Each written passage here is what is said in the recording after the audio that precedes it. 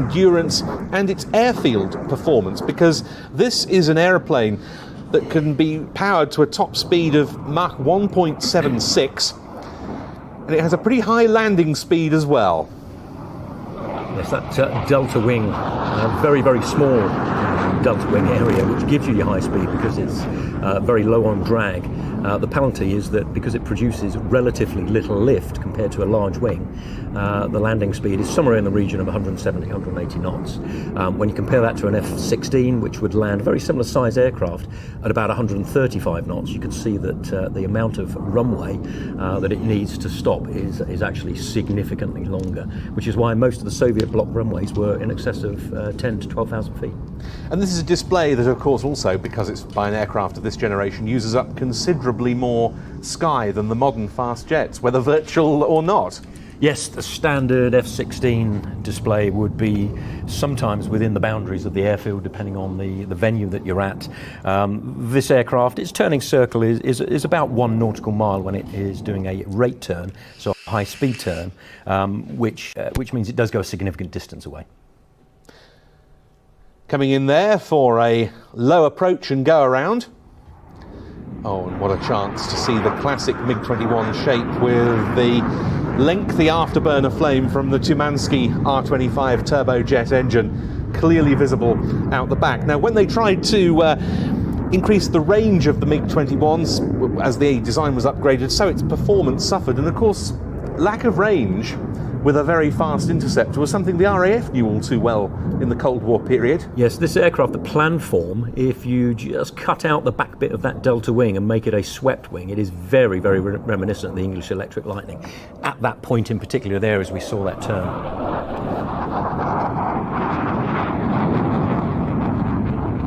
Lightning, of course, having two vertically stacked Avon engines, which would run the aircraft out of fuel if you left it plugged in reheat in about 12 minutes.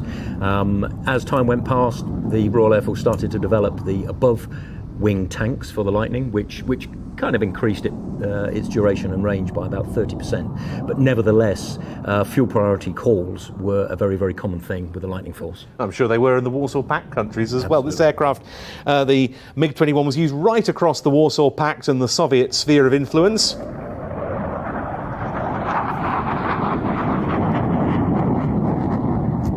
More than 60 countries have operated it in all. In excess of 10,000 of these aircraft were built in the USSR, plus more in Czechoslovakia and in India, and there are Chinese license-produced derivatives as well. Pretty hard to replace, as its longevity suggests, though the economics of some of its operating nations has been a contributing factor.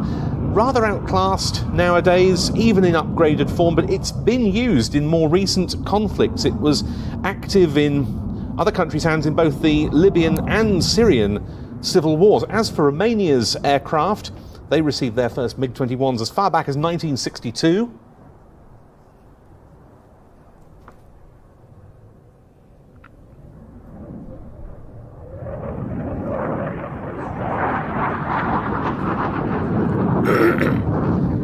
They started the Lancer upgrade effort 3 decades later, with, as Mark was saying, the involvement of Israeli company Elbit. And the key there was to enhance the aircraft's interoperability with NATO forces. And here's a lovely topside pass, holding it on a partial knife edge down the line. And that's something we didn't see ourselves at the show weekend. Even on the 230-metre line, he was just too far away there.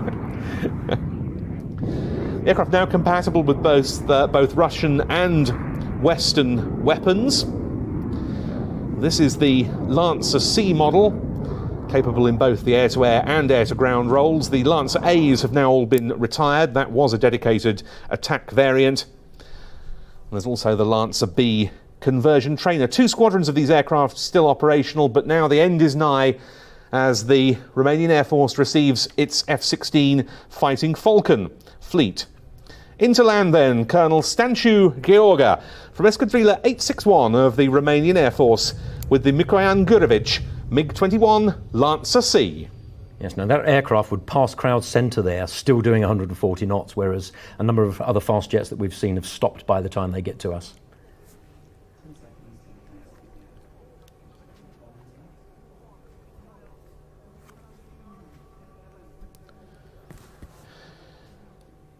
Hello, my name's Ian. I run Planes TV, looking after the live production of the virtual air tattoo today. I hope you're enjoying the show.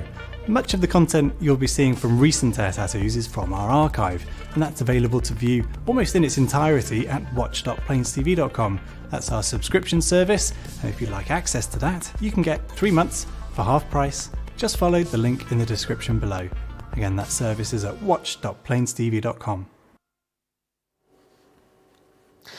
Now, rare former Warsaw Pact types like the MiG-21 that we've just seen have long been a star attraction at the Air Tattoo. Indeed, this was one of the first Western air shows to see participation from those sorts of aircraft once the Cold War was over. Manners, what is it that you think means these aeroplanes still hold such appeal? I think it's the fact that we can now see them in the flesh, and in the old days, certainly at the height of the Cold War, when I joined the Phantom Force in the mid to late 80s, all we had was grainy black and white photos of the Soviet block fleet. Now, as aviators, we had seen the Bear and the Badger aircraft because quite often we would intercept them over the North Sea. Yes. So we would have our own variations of photos for them. But certainly the fighter aircraft that didn't have the range or the requirement to come and probe UK airspace were rarely seen. Yeah. And therefore most of the photos were taken through fences by the intelligence community under very surreptitious means.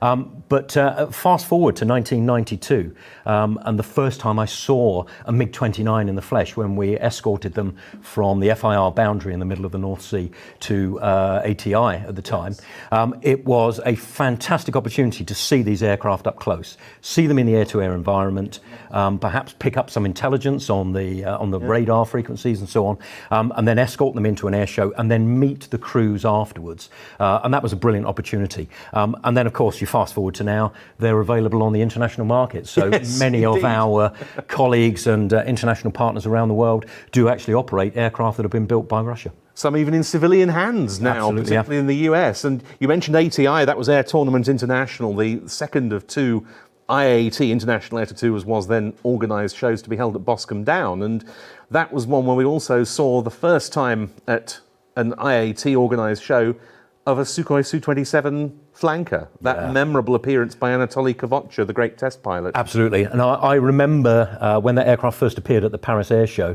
we had a team from the Air Warfare Centre that went there just to assess the performance characteristics of the aircraft, and they managed to validate the max rate turn performance of the aircraft, very simply done by a stopwatch and watching the aircraft turn through 360 degrees, and it validated it and then compared it to the frontline aircraft that we were operating at the time, and no doubt fed into the other projects such as Typhoon, Eurofighter 2000, to work out what we needed to develop to counter those threats.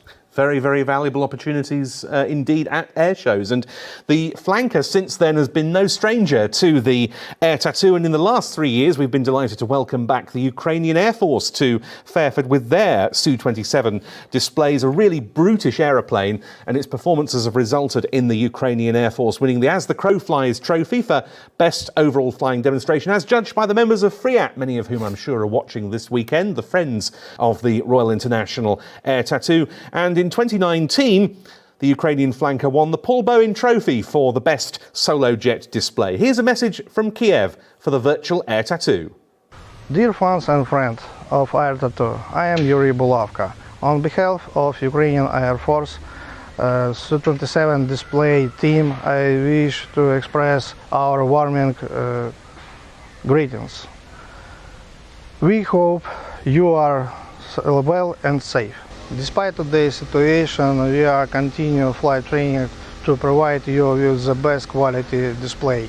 I hope you will hear the mighty roar of our beast from the east at the 15th anniversary at the Royal International Air Tattoo at 2021. Also, we want to express special thanks to all the Air Tattoo team members for their work in the past and today. So, be strong, be safe, be healthy, and enjoy virtual Air Tattoo. See you next year. Sorry. Well, some great memories there from previous years. The thing that impresses me every time I see the flanker is the sheer size and noise and the presence of the aircraft, yet how totally agile it is.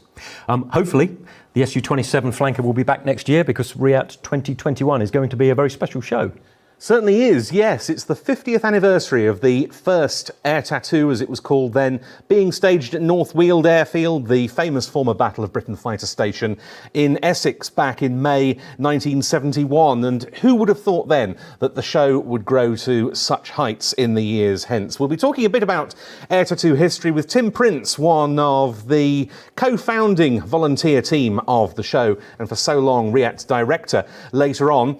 But here's a bit of a taster of some of that, because before lockdown started, a project I was involved in to help in the run-up to the 50th anniversary celebrations was the Air Tattoo's own version of Gogglebox. I sat down with Tim Prince and long-standing RIAT volunteer, indeed of 50 years standing, aviation photojournalist Peter March, to talk through some highlights from Air Tattoo's gone by.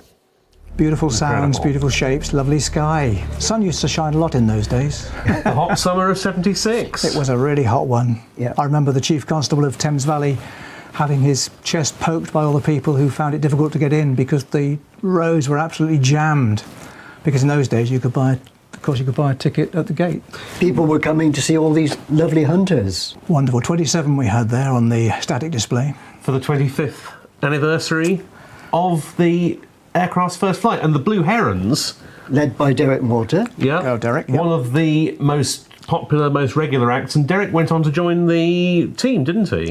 In fact, we put him in charge of looking after all the other aerobatic display teams, making sure they were fed and watered and just generally looked after. And of course we had the Wonderful. prototype There it is. WB-188 here that had a slight accident. Yes, unfortunately getting it off the Queen Mary, the transport vehicle, the crane, a bit of its mechanism broke and we dropped it onto its trestles and we damaged it rather a bit, but the United States Air Force, because it was their crane, rushed a paint specialist from Spain, and by the time of the show weekend the aeroplane looked immaculate. Well, that was a blast from the past. I don't know if we'd dare call that celebrity Gogglebox, but we certainly have another Gogglebox coming up tomorrow, Ben. Yeah, we do. I'm looking forward to that as well. Now, one of the aerobatic teams that was first on the Air Tattoo roster back in 1971 are great friends from the French Air Force, Patrouille de France, and, well, they were back with us in 2019, and amongst the highlights that we're going to see from the Patrouille de France's 2019 season was the special formation they flew at the Royal International Air Tattoo. Atos, j'ai le 5 en diamant, top. J'ai 2-5 toujours en canard, top. Atos, la fumée, top. Rang de coup de trim. Et je négocie maintenant.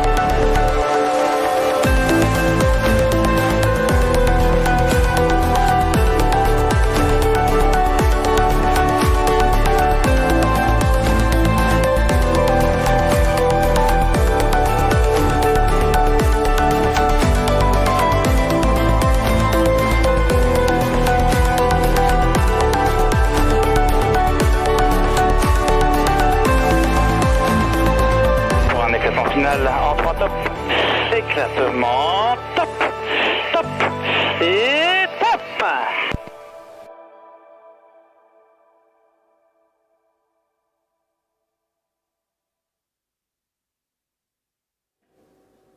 Many thanks indeed to the Patrouille de France for that fantastic footage. Now, we obviously hope you've bought your virtual Air Tattoo souvenirs, but if you're looking for something else for your wardrobe, why not check out the Patrouille de France e-shop? You can find it at www.boutiquedelapatrouilledefrance.fr. It's got a great selection of clothing and souvenirs from the French team. So many of you know, as well as the 40 permanent staff that work here at RAF Fairford for the RAF Charitable Trust Enterprise delivering RIAT, the show would not be possible without the thousands of volunteers that give up their spare time up to a week or 2 weeks at a time to come here to bring what is an austere operating airfield into the showground that everybody knows as the Royal International Air Tattoo. Many of those people are wondering what to be doing this weekend, so we've asked them to send in photos of their weekend and the spare time that they've had. But in the meantime, we'll get them to send more photos in and we'll be showing you those later on. For myself, volunteering at RIAT started many, many years before I joined the Royal Air Force as an air cadet in 1980. I remember my first air tattoo. We were just here just to watch the show, and then I had no idea that the dream would be to participate in RIAT in 1990, 91, 92, and then 95, both in the F4 and the Battle of Britain Memorial flight. I've also spent some time on the Flying Control Committee here, and 6 years ago I was asked to join the commentary team with Ben Donnell.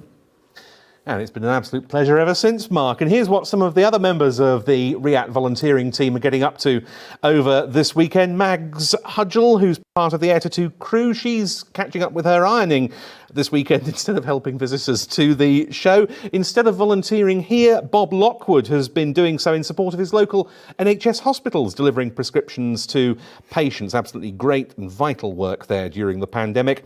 And we've got the Chambers family, who all volunteer on the Park and View team, and they'll be enjoying the virtual Air Tattoo at home in Gloucester. More of that later, but now here's a quick look at where the money raised by the Air Tattoo goes. Through your support of the Royal International Air Tattoo, the Royal Air Force Charitable Trust has been able to make a real difference to the lives of young people from all backgrounds.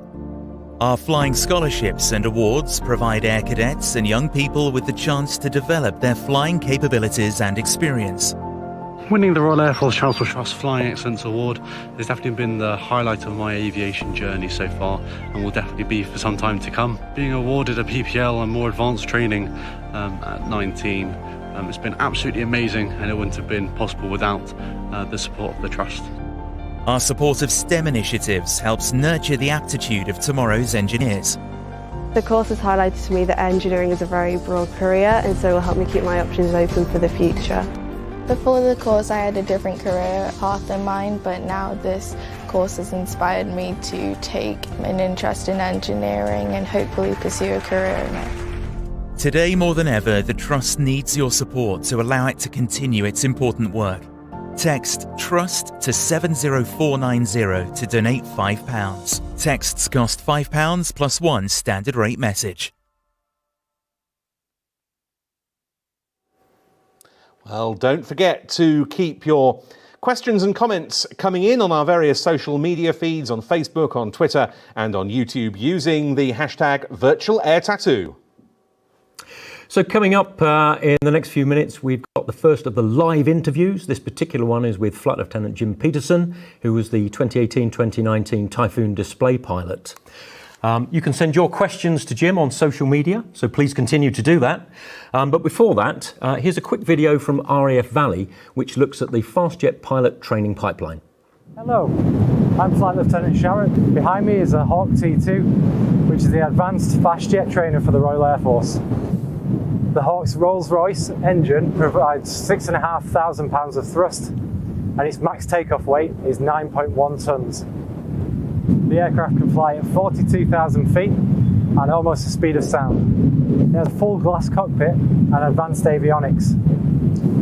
The aircraft's nimble in-flying characteristics enable us to fly at 250 feet at close to 500 miles an hour, low level around areas such as the Mac Loop in Wales.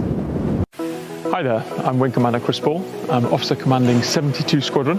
That's the RAF's Texan Squadron, currently employed in the basic flying training role for our future fast jet pilots. So the Texan has a Pratt & Whitney PT6 engine, 1100 shaft horsepower. The aircraft is thus good for 316 knots and can climb up to 31,000 feet. This is a modern aircraft. The engine doesn't leak and it's very fuel efficient. Like most basic trainers, the Texan has a straight wing, so it's not quite jet handling, but we can teach our students how to stall the aircraft and how to spin it out of control and then how to recover. They then will advance onto aerobatics and start laying the foundations of what they'll need to do when they come up to air combat, all the time performing turns up to 7G. But the real reason why we've got this aircraft that replaced the Tucano is because of the cockpit. A fully glass modern cockpit, head-up display, an amazing navigation solution. We can expose our students to synthetic air-to-air and air-to-ground weapons. The instructor in the back can give the student electronic warfare threats and force the student to respond to it as if he was in combat. We think this is going to prepare our students for the type of aircraft they'll be flying on the front line when they become the next generation of fighter pilots defending the UK. Well, a very good insight there into the best fast jet training system in the world, which is the culmination of fast jet pilot training with some elementary parts of that taking place before. I'd like to welcome to the studio Flight Lieutenant Jim Peterson, the former Typhoon display pilot. Jim, a very warm welcome to Virtual Air Tattoo. It's great to be here. Great, thank you very much for coming. So what we've seen there is a really good insight into RAF Valley and how they train that embryonic fighter pilot to be ready for the front line. So you're a former product of the system and also a former instructor, a few years ago, a former instructor of 29 Squadron, which is the Typhoon Operational Conversion Unit, where they take people from Valley and get them onto the front line. So how do you turn somebody that has only flown the Hawk into a pilot that is multi-role combat capable to deploy on the Typhoon aircraft? So the Valley product is excellent. They are given their wings for a reason, and when they come out of there, they've done pretty much every skill they'll need for the Typhoon itself. All we need to do then is take them from a single engine to 2 engines with reheat, a lot more power, a lot more performance, and just convert them to the way the Typhoon is. The switches are in different places. The displays are remarkably similar to the Hawk T2 by design. And so what we do at 29 is a pretty short course, all in all, about 6 to 8 months, depending on weather, etc. And then that will give them a full conversion in Typhoon, and from there they'll be sent to their respective frontline squadrons, and they'll do a combat ready work up there, which is more involved. They'll start doing 4 ships, and then more specific training with regards to where they're going to be deployed, maybe out to the Middle East, or maybe they'll go out to some air policing show out in the sort of Eastern Europe. So they'll concentrate on where they're going to go next, and then they'll be combat ready. Fantastic, and no doubt a very stressful 6 to 8 months, but the rewards are there at the end of it, and participating then in coalition air ops, defending UK airspaces is something most people just dream of.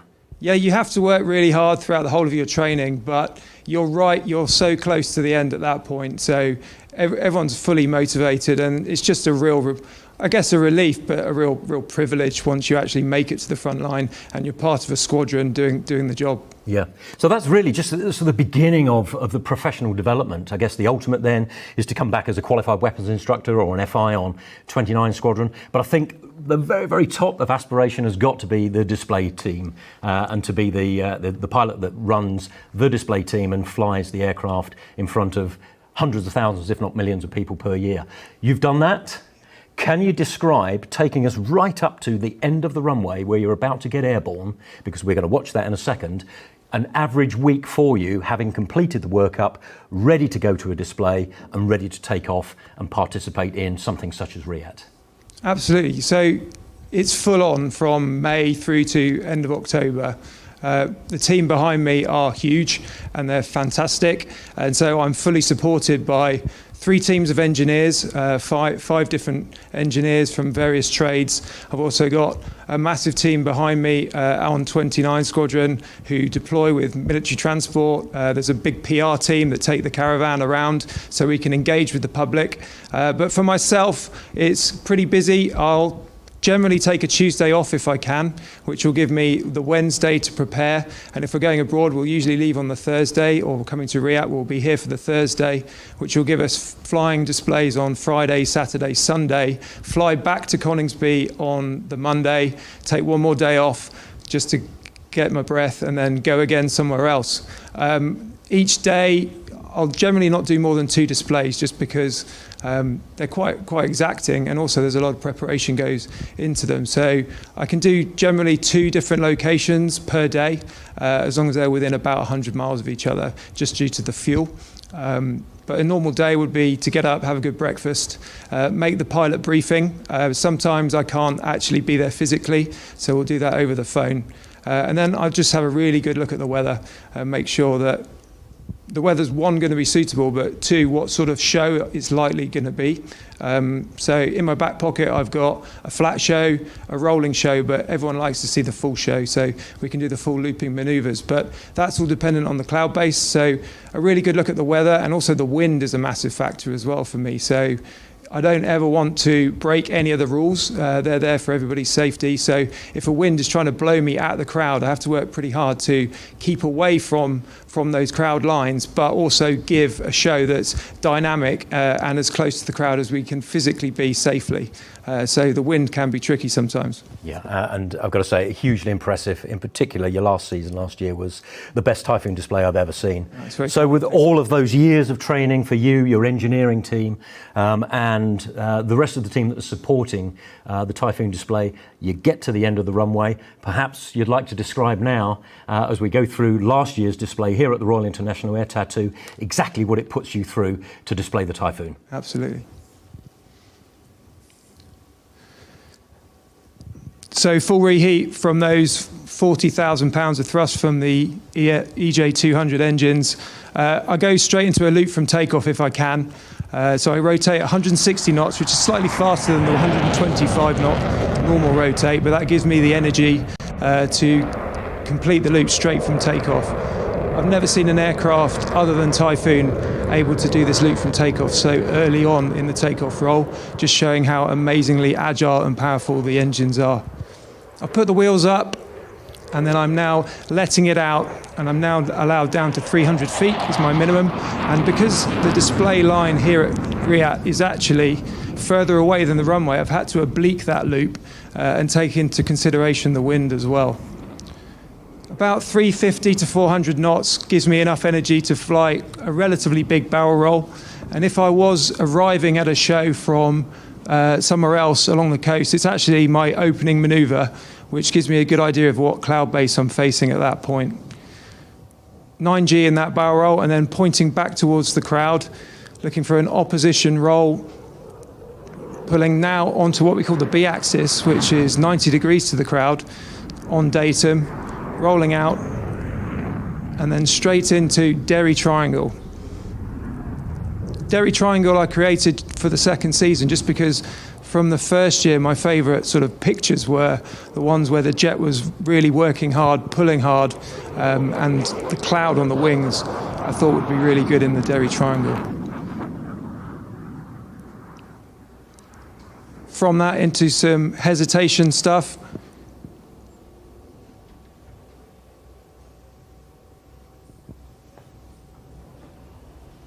As you can see, just tickling the cloud there. The loop for the Typhoon is about, well, my gate height is 3,200 feet, so 3,500 feet is my minimum cloud base, which gives me about a 300-foot buffer. So running in fast, low. This is the high-speed pass. Unfortunately, the limit at the air show is 600 knots, but I do get right up there to about 595-ish at 100 feet. And then it's a really hard 9G turn to bleed the speed back towards the crowd. 9G is pretty much what physically a human can take, but I've got an amazing amount of equipment in the cockpit. I've got a G-suit, which squeezes my legs. I've got pressure breathing as well, which keeps me awake. And I've done a lot of training in the centrifuge to withstand the G-forces. From that, I go from +9 to a -3 just to prove the big range of the aircraft. So that's a -3 push back onto the line. And I'm putting 3 times my body weight into the strap, so I have to strap myself in really tight for that. So I'm weighing nearly 200 kilos in my shoulders. From there, I full back stick at idle, which allows the jet to bleed the speed and looking for the slow speed pass. I do that with the wheels down for Typhoon, and that's flown at 120 knots. I try and do that also into wind, which means that the ground speed is even lower. And as you described that, Jim, we've got a question from Lisa Ball on Facebook and says, have you flown the Typhoon at its maximum speed, and can you describe the feeling? Yes, I have. So the maximum speed for the Typhoon is Mach 1.8. So those jet engines are so powerful, they want to go that fast. So there's only certain places in the UK we can do that, and that's over the sea for supersonic, just because of that sonic boom that it does. When you put those engines into full reheat, you really do get pinned back. And what's incredible is the acceleration just keeps coming. Like in a car, you might get an amazing initial acceleration, but generally it kind of slows down after a while. But the Typhoon just keeps on going. So yeah, you're pinned back in your seat. But when you're actually doing those sort of speeds, as you go through the sound barrier, actually you don't really have that much, other than watching the numbers and maybe a bit of transonic jump on the altimeter. You don't really know that you're now supersonic, apart from the fact that the number says 1 point something on the Mach.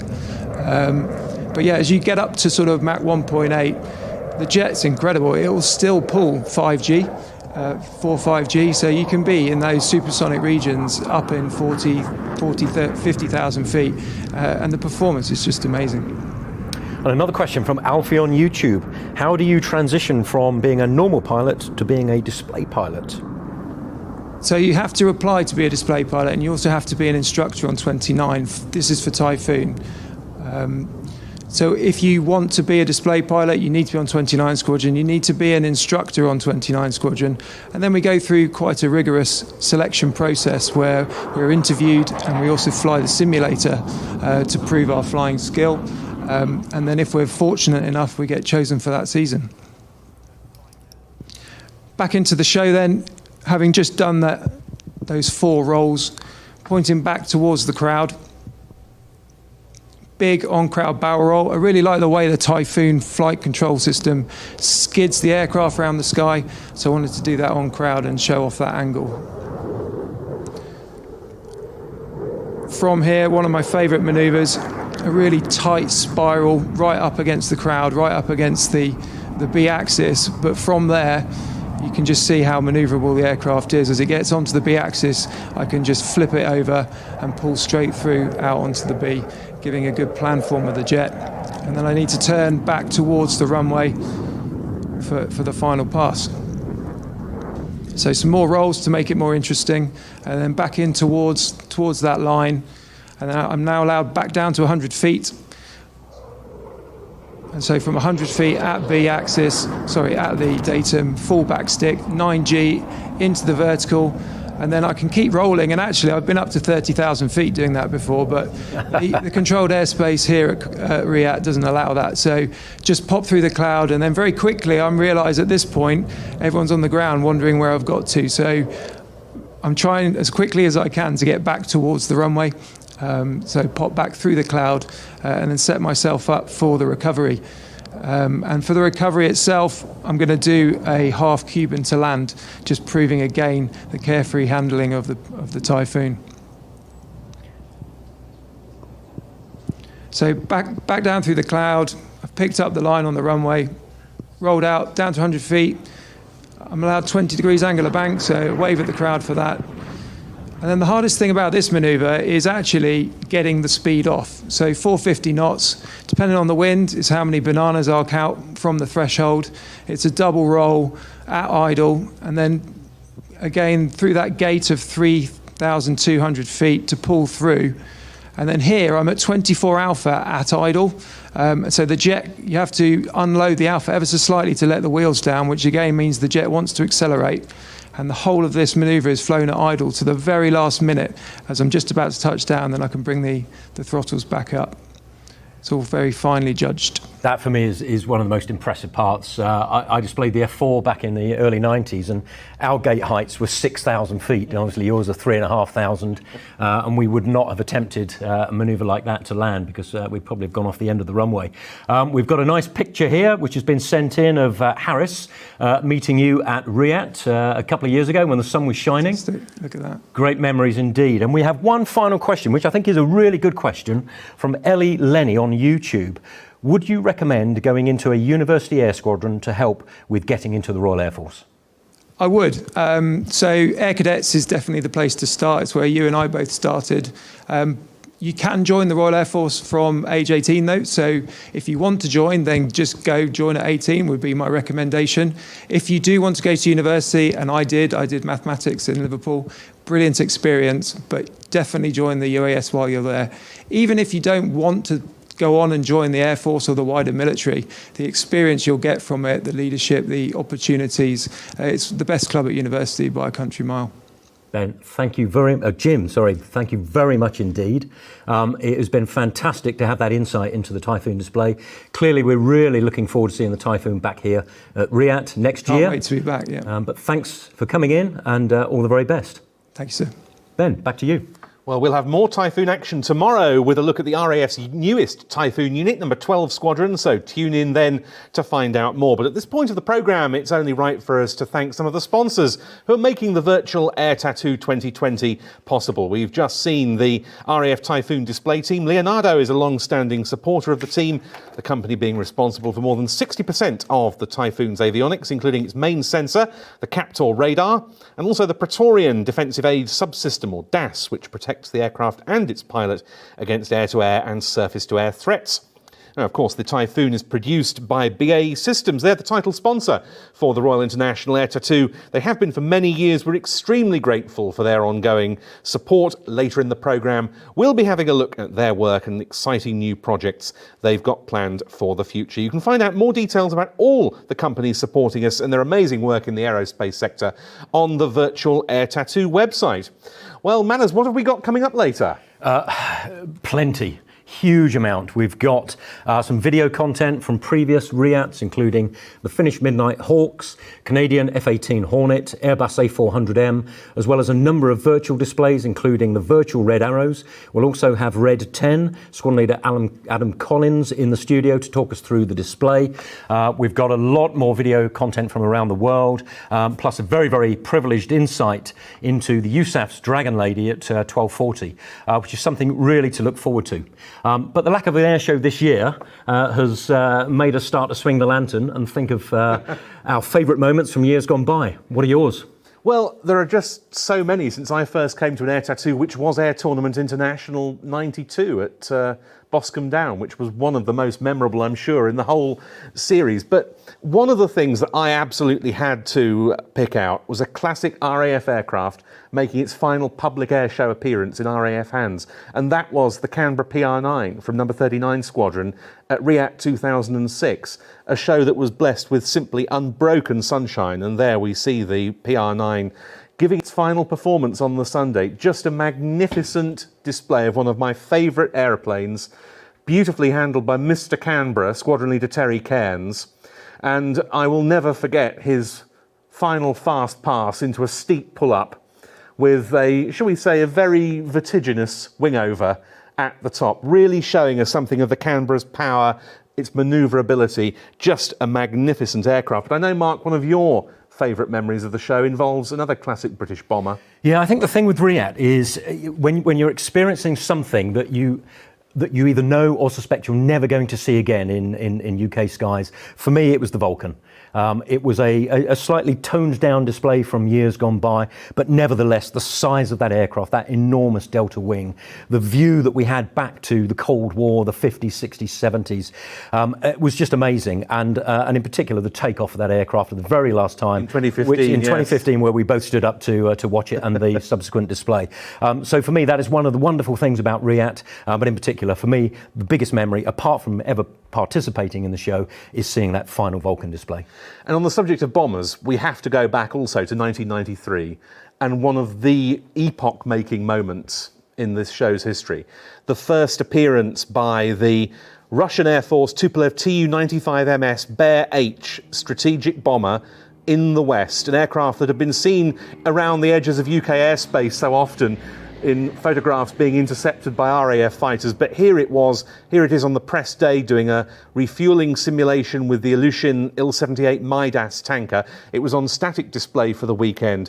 It was simply an unbelievable sight, and it just cemented the legend of this air show. Yes, and that is a very, very impressive aircraft. I've intercepted about a dozen over the North Sea and around the North Cape in my time in F4s and F3s. And the amazing thing about that aircraft is you can hear it when you're in formation with it, with those contra-rotating props. Yeah. I think one of the other memories for me in particular was 2008 with the fly past for Her Majesty the Queen. Yes. Where I was actually part of the fly past then. I'd just taken over 55 Squadron, and the weather was very, very marginal, and we managed to get our way through the weather.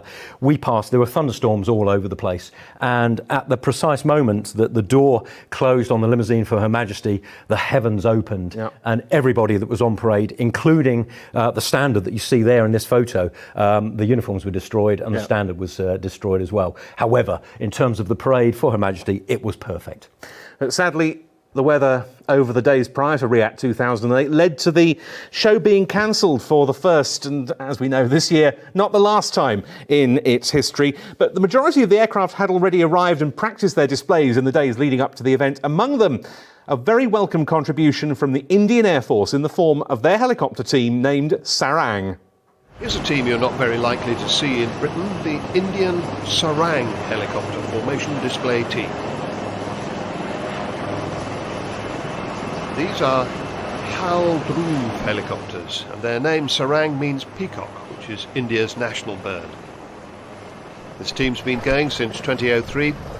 This is their first visit to Royal International Air Tattoo.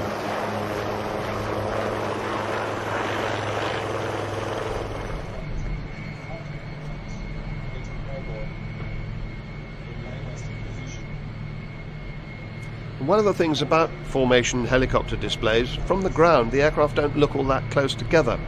It's only when you look at how close the rotors are that you see how skillful this display really is.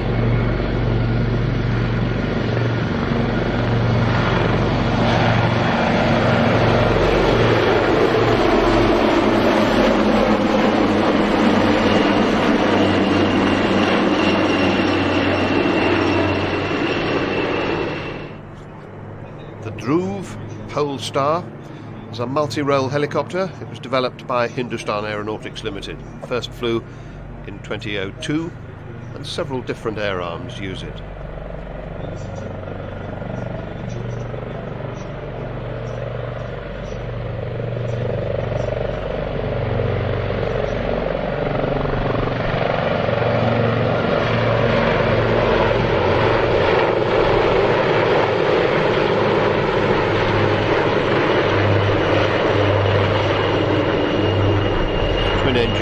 You can see the two engines on top there, two Shakti turbo shafts, and it flies a maximum of about 175 miles an hour. It's good at altitude, so the ceiling is 21,000 feet. That's important for the Indians as they mountainous regions.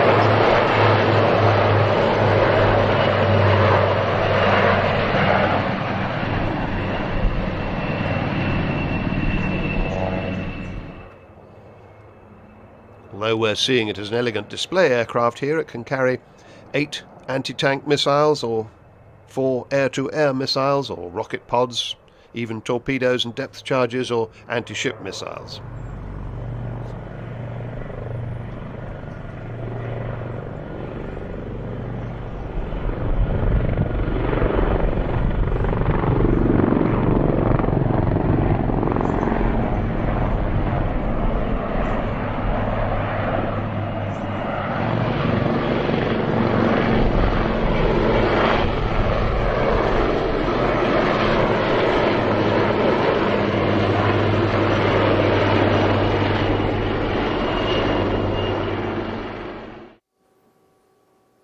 Well, one of the great things about this interactive show is your participation in this.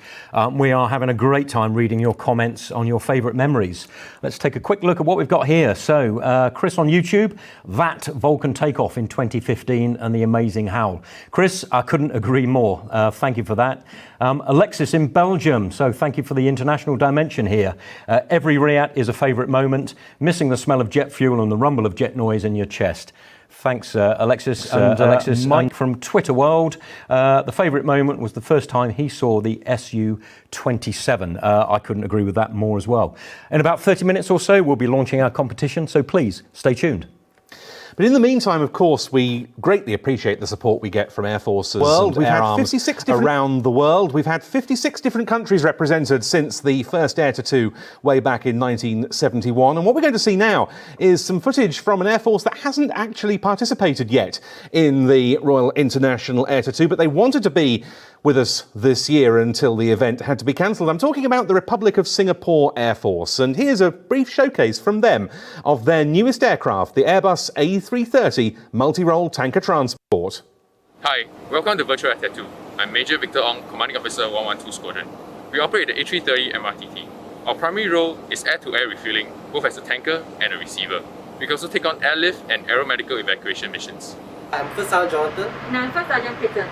To perform AR, first we see the receiver through the 3D cameras. Then we use the flight control stick to maneuver the boom to establish contact with multiple types of receivers. Thank you for joining us at the Virtual Air Tattoo. Nobody kicks ass without tankers gas. Well, wouldn't it be amazing to see Singapore here next year to be the 57th nation to participate in Royal International Air Tattoo? Yeah, absolutely. We very much hope that that can be made to happen. I'm sure that the team here will be getting some amazing aircraft for us to see in the skies over Fairford and in the Static Park next July. Tickets are already on sale for next year's show. Thank you very much indeed to those of you who chose to roll over your tickets from this year's event to next year's. It's hugely appreciated and we know it'll be worth the wait. And as well as our amazing fans, thanks to all the Air to 2 sponsors for their support in 2020, including Airbus, who manufacture the A330 we just saw in that clip. Much more from Airbus products over the course of today and tomorrow. In fact, in tomorrow's show, we're going to ride along on an RAF Voyager air-to-air refuelling sortie and take a look at the RAF's A400M Atlas. So next up, we've got another virtual display with a 6-ship of supersonic fighters. But before we go there, a message from Air Traffic Control. Hi, my name's Gary Elston and I'm the Manager of Traffic Control for the Royal International Air Tattoo. I hope you're enjoying this virtual event this year. About this time, I and my team would normally be in the control tower at Fairford, about to help deliver the flying display on behalf of the Flying Display Director. But as you can see, this year I'm back in my home base in Guernsey. You may not be aware, but all of the controllers that take part at the Air Tattoo are civilian volunteers. And my colleagues are currently plying their trade in the towers at Heathrow, Stansted, Farnborough, Newcastle, East Midlands, as well as our support team from the RAF and EasyJet. We, like you, are disappointed that the Air Tattoo won't be going ahead in its normal form this year. We always enjoy the build-up, looking forward to which aircraft are being booked, seeing if there's anything new, and then looking forward to the air display itself. The handling of the fast jets and the display teams is quite different from our normal day-to-day jobs, and we look forward to the challenge. However, we do look forward to coming back next year, bigger and better for the 50th anniversary of the Air Tattoo, and we will see you then. Stay safe.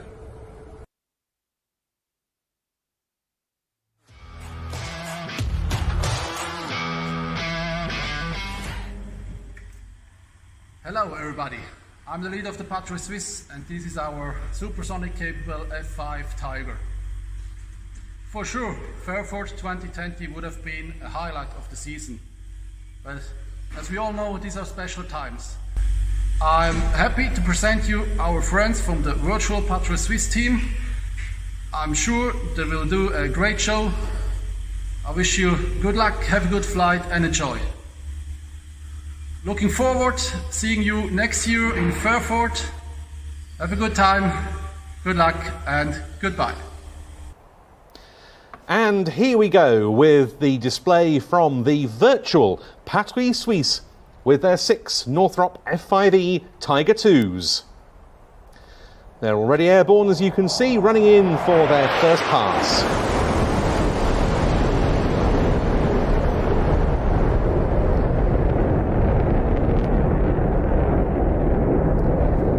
And the tremendous precision of the Patrouille Suisse, whether on the Hawker Hunter or since 1995, the F5E Tiger II, really has been a favourite with the air-to-2 crowds over the years. One of the outstanding jet teams in Europe, without a doubt. Yeah, absolutely, and very ably replicated here on 6 separate PCs linked together. This is unbelievable technology. It's incredible flying, isn't it? Yes. Leading the virtual Patrouille Suisse is Tiger 1, Sidney Christen. He's been a flight simmer for 15 years and a member of the team since 2007. In fact, it was founded 4 years prior to that with 4 members, and at that stage they flew in some red and white liveried North American P-51 Mustang fighters from the Second World War. But over the years, the team's structure grew, and its members began to form up demonstrations with 6 jets and even with ground staff supporting the team from behind the scenes. And now, as we see here, they fly the aircraft that the Patrouille Suisse themselves put through its paces, the F5E.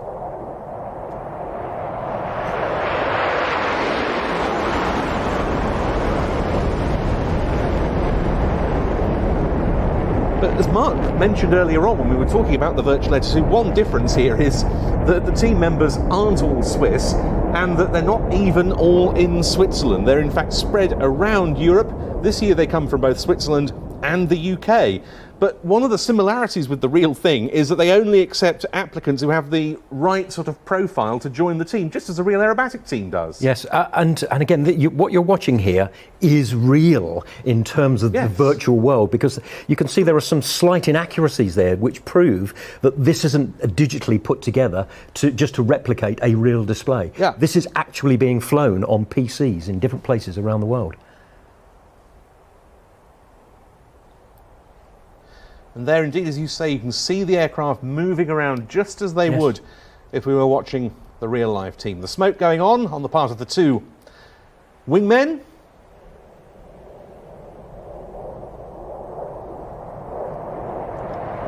And that's a very nice formation change.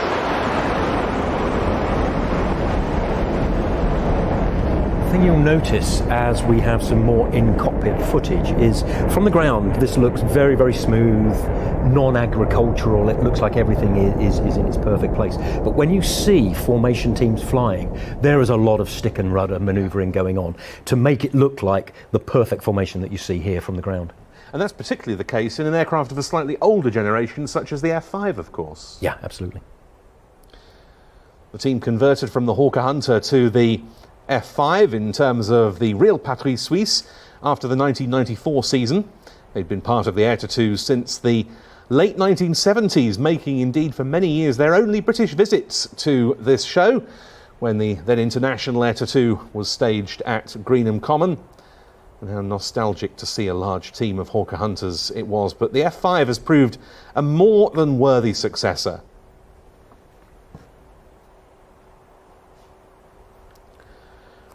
Number 2 in the team, Tiger 2, is Robin Nadler. He has been involved with flight simulations for 13 years and he joined the team last year.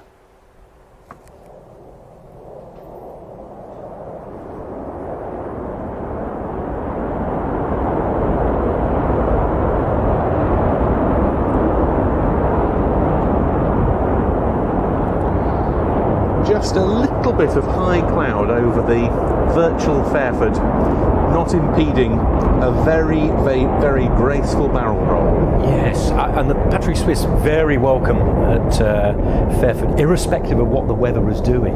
I remember a number of years ago we had a 200-foot cloud base and very, very heavy rain, and we had a number of aircraft from the team taxi up and down the runway with a virtual display describing how they were taxiing, which I thought was hilarious. Yeah, absolutely, and we always enjoy the Swiss coming to react, whether with the Patrouille Suisse, with the Super Puma, with the Hornet, and with the PC-7 team in past years as well. Number 3 in the team, the left wingman, is Marc Merminot. 20 years a flight simmer and a team member of the virtual Patrouille Suisse since 2016.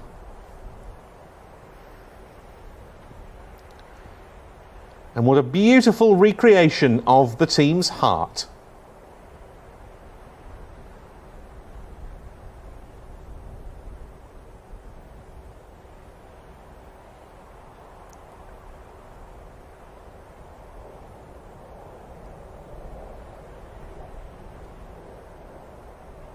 I wonder how you program in the amount of sustain you get from the smoke.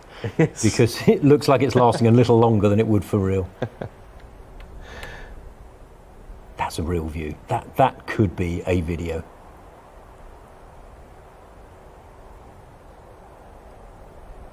Well, I'm not sure where the trees are on the airfield at Fairford.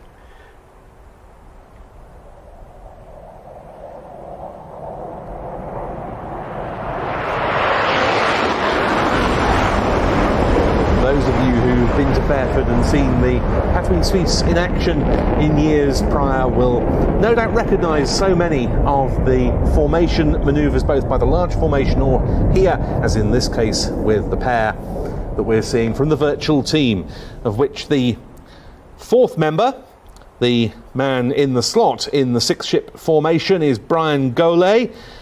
He's been involved with flight simming for 5 years, and he too joined the team in 2019.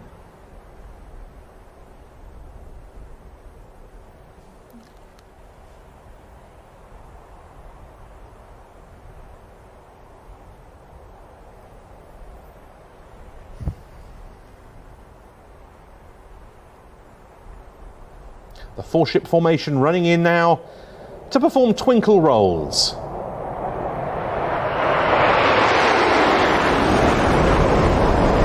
very crisp handling aeroplane, the Northrop F5E, and it served the Swiss Air Force well for many years, though its time in frontline Swiss Air Force service is rapidly coming to an end.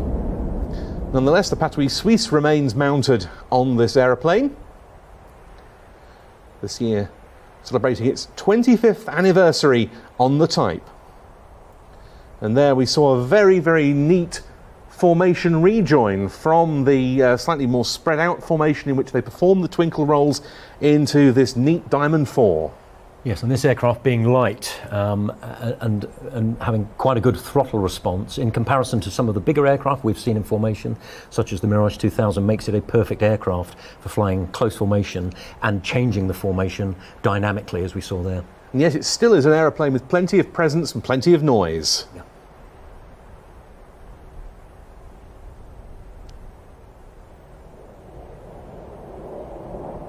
Still one of the smallest aircraft to be reheated.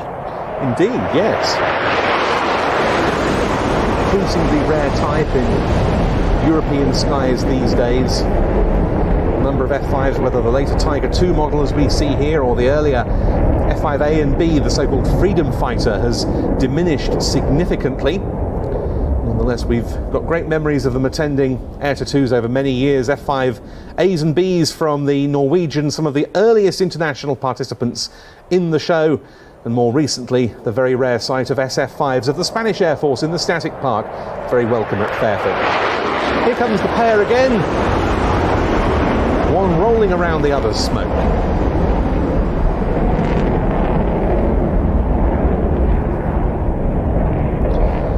The F5, one of Northrop's most successful products, and of course we have to mention the fact that Northrop Grumman, as the company now is, has long been hugely supportive of the Air Tattoo and hopefully will remain so for many years to come.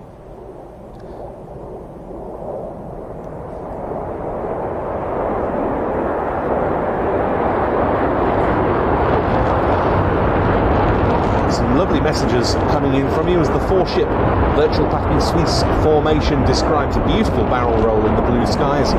Messages coming in from you saying how realistic it all looks, and well, we are not at all surprised. This is really skilled stuff. Yes, thank you to Matthew Phillips on Facebook. He says, I'm struggling to tell that it isn't real, it's amazing. I could not agree more. and also to Andrew Ayres on Facebook. I love the Swiss. I remember that moment that Mark just spoke about, of their formation when the weather was bad. It really lifted our spirits. Thanks, guys. Keep those messages coming in. And that really is part of the spirit of the Air Tattoo, isn't it? When things are difficult, the weather's too bad to fly, maybe a team will taxi past, whether it's a solo act or a full display team. Or maybe if the weather's good enough for them to fly, as we saw with the Royal Jordanian Falcons a few years ago, they'll do what they can within their limitations and the limitations of the conditions to put on a show. It really has been so much of what makes the air show seem great. Yeah, absolutely. People are here to fly, they're here to demonstrate the aircraft, they're here to represent their country and their air arm, and the last thing they want to do is sit on the ground. I remember back in 1992 at the St Morgan Air Show, there was a 200-foot cloud base. It was just legal to get airborne in, but we couldn't do anything about it, so we got airborne in the Phantom, and we did about 3 ILS approaches, overshooting at 200 feet, full reheat, climbing up, and then joining the pattern again, and that was the best we could do. An occupational hazard at St Morgan? Absolutely. 40 knot fog.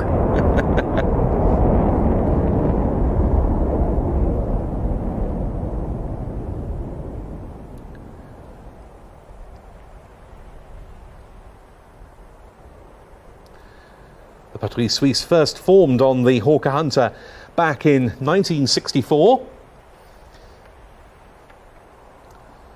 Initially making only a few appearances in their homeland, but during the 1970s they began to branch out rather further, and today hugely established on the international display scene.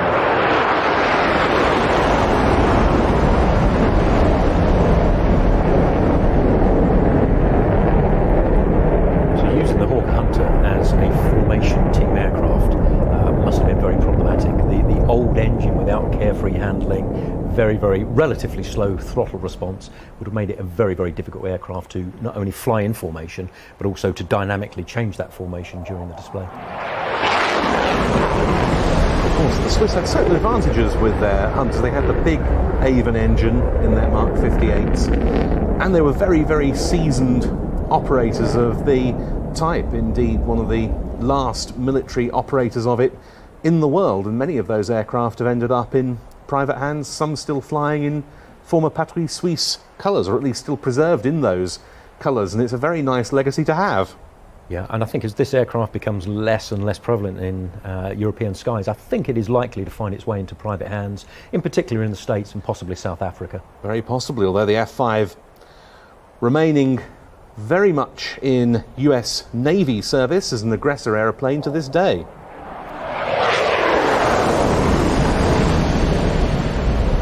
One of the 2 solos flying past there, the lead solo in the virtual team is Ferdinand Rusch. He's been a flight simmer for 12 years and he's new to the virtual team in 2020. The second solo is the British member of the squad, James Reed. His nickname is Kestrel. He has been 20 years a flight simmer and he joined the virtual Patrouille Suisse in 2018.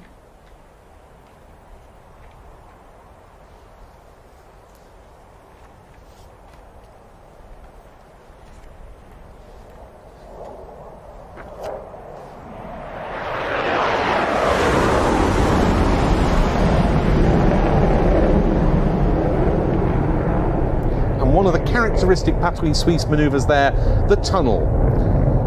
5 aircraft in a stepped up Vic formation and one of the soloists flying through the middle.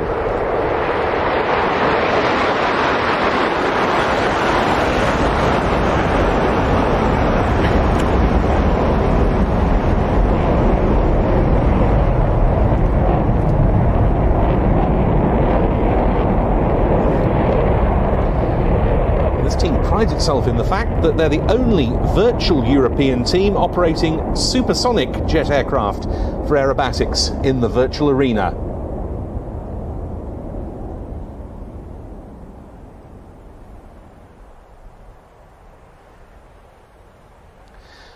And in comes the 5-ship formation with smoke on.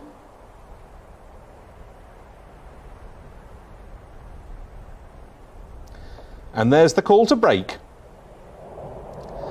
That was the 2020 virtual Patrouille Suisse.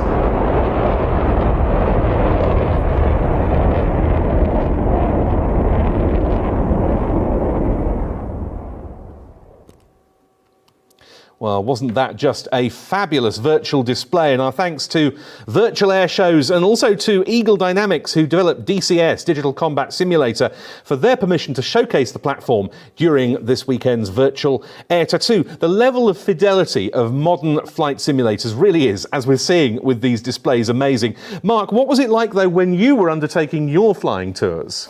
Well, synthetic training, as we call it, is not just for aircrew these days. It has developed into something that encompasses a whole broad range of spectrums, and not just within the military. Train drivers, operators of oil rigs and so on will use a simulator to practice things that you can't practice in real life. But the evolution has been fantastic. For me, in the late 80s, the FJAR-2 simulator was quite good. It was relatively advanced. It had a moving capability, but nevertheless, it was a simulation of flying in cloud or at night because there were no visuals. And actually, as an adjunct to that, the F4J, which we bought as a top up to the Force, the ex-US Navy, that simulator didn't move. Most of the switches didn't work, and it was just there as a procedures trainer to sort of teach you the difference between the switch positions in the FJAR-2 and the F4J. As time went on, the F3 were able to practice electronic countermeasures in there, as well as the full gamut of tactical interceptions. But I think as time has gone on, simulators for capability and efficiency have developed to the point where most pilots will do their pre-solo training right up to the point of first solo in the aircraft. Now, that might be forced by no two-seat variant available, or economics, or just the ability for the instructor to stand there and program different emergencies in to test the pilot. But as we look to the latest capabilities, the F-35 in particular is a single-seat aircraft. There are no two-seat variants. So that aircraft is one such aircraft where the simulator takes up well over 50% of the pilot's training and day-to-day training after he finishes his operational conversion. Obviously, for the ability to have economies of scale, so you can fly one aircraft against another. One pilot might be based in Marham. Eventually, we'll be able to link that up with our international partners, so you might be flying air combat, but not in the real environment, in the virtual environment, with somebody from the US Marine Corps based in the United States. We can practice big formations, and also there's a security element there as well. The aircraft is highly capable, and it has some very, very high-end capabilities that we don't want to give out when we go training. And you can build scenarios that you just would not be able to do in real life without a huge exercise such as red flag, which those are expensive and they're few and far between. With that, let's take a look at the Royal Air Force's newest fighter at RAF Marham, the F-35B. Hi guys, I'm Bally. I'm one of the F-35B Lightning pilots here at RAF Marham. We would have loved to be at RIAT this year. Sadly, COVID-19 has meant that we can't, but I'm going flying this morning, so I thought I'd take this opportunity to show you around the jet, tell you about some of the kit we fly with, and some of the things we do with the aircraft. So let's go. Okay guys, so this is the F-35, the F-35B. There are 3 types in the program. In the UK, we've got the F-35B, which brings us the short takeoff vertical landing capability that we need to be able to operate off the deck of the Queen Elizabeth class carrier. F-35 is a multi-role, all types of weather, day and night, joint strike fighter. And we have a network capability and low observability, both in the visual, infrared, and crucially to radar. So we've got a very, very small radar cross-section, making it much more difficult for the enemy to find us and to target us. And we are minimizing our signature in various ways, and one of those is to have internally carried stores. So you can see on the jet the weapons bays that are below the fuselage of the aircraft, and those doors are open right now. And when those doors are shut, the signature is at its absolute minimum. So if we can carry those stores internally and then only open those doors for a very small amount of time to release them, then we're minimising our signature. The F-35B is able to land on the Queen Elizabeth class aircraft carrier because of its short takeoff and vertical landing capability. And the way we achieve that is by using the lift system that's on board the aircraft. So at the back of the jet we've got a nozzle, which is the main thrust of the engine in normal flight. So the main engine's generating about 20,000 pounds of thrust, and we can rotate that nozzle downwards and use that to hold up the aircraft. But the aircraft weighs a lot more than that, and all that thrust is at the back. So we need to get some more thrust from somewhere, and we need to use it to balance the thrust that's coming from the engine at the back. So the other thing that we've got is a lift fan, and that's driven by a clutch drive mechanism, and it's generating another 20,000 pounds of thrust, more or less. So with those two columns of air, we're able to create a cushion of air that we're holding the aircraft up above the ground with. There is no head-up display in this aircraft like you might see in legacy platforms. We've got all the information we need on our helmet-mounted display. So you can see in the helmet now there's two projectors, and if I drop this visor, then that's where the information is being presented to the pilot. So you can't see any of that from the outside, but I can see, if I was in the jet, I would be able to see the information projected onto the helmet, and wherever I look in space, that display is moving with my head so that I can see what's happening in real time. So here at Marham we've got the operational conversion unit, 207 Squadron, as well as the first frontline F-35B squadron in the UK, 617 Squadron, the Dambusters. And on 207 we are taking pilots who have come straight through training, who have previously flown the Hawk T2, and we're going to take them from that two-seat training aircraft and teach them how to fly this single-seat Joint Strike Fighter. Well, everyone, I hope you've enjoyed this tour and demonstration of the F-35B Lightning, and that you enjoy the rest of the virtual air tattoo. And hopefully we'll see you next year at Riyadh.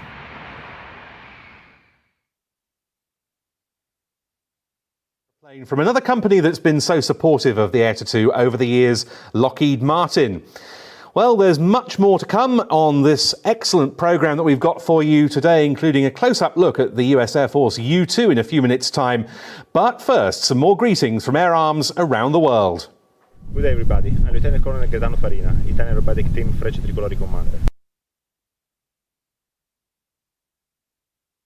Behind me, pilots and technicians who work every day in order to permit our show. We are in Rivolto, our home base since the constitution of our squadron back in 1961. This year we were supposed to join your event, your great event, but unfortunately we have to wait till next year. So we will do for our anniversary, the 60th anniversary of Frecce Tricolori. Waiting for that, we are really happy to send our greetings for the virtual edition of the Air Tattoo. Hope to see you all soon. Ciao.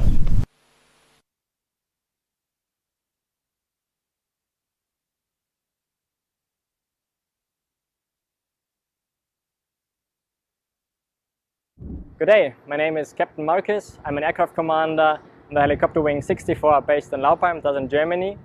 Since 2001 we are on deployment in northern Afghanistan and providing forward air medevac, person recovery and transport strategies. In the back, that's our workhorse, the GS-53 GA. GA stands for German Advanced. It's the newest version of our chopper with a glass cockpit and a 4X autopilot. We can lift up to 13,000 pounds internal and external cargo. And the maximum takeoff weight is 42,000 pounds.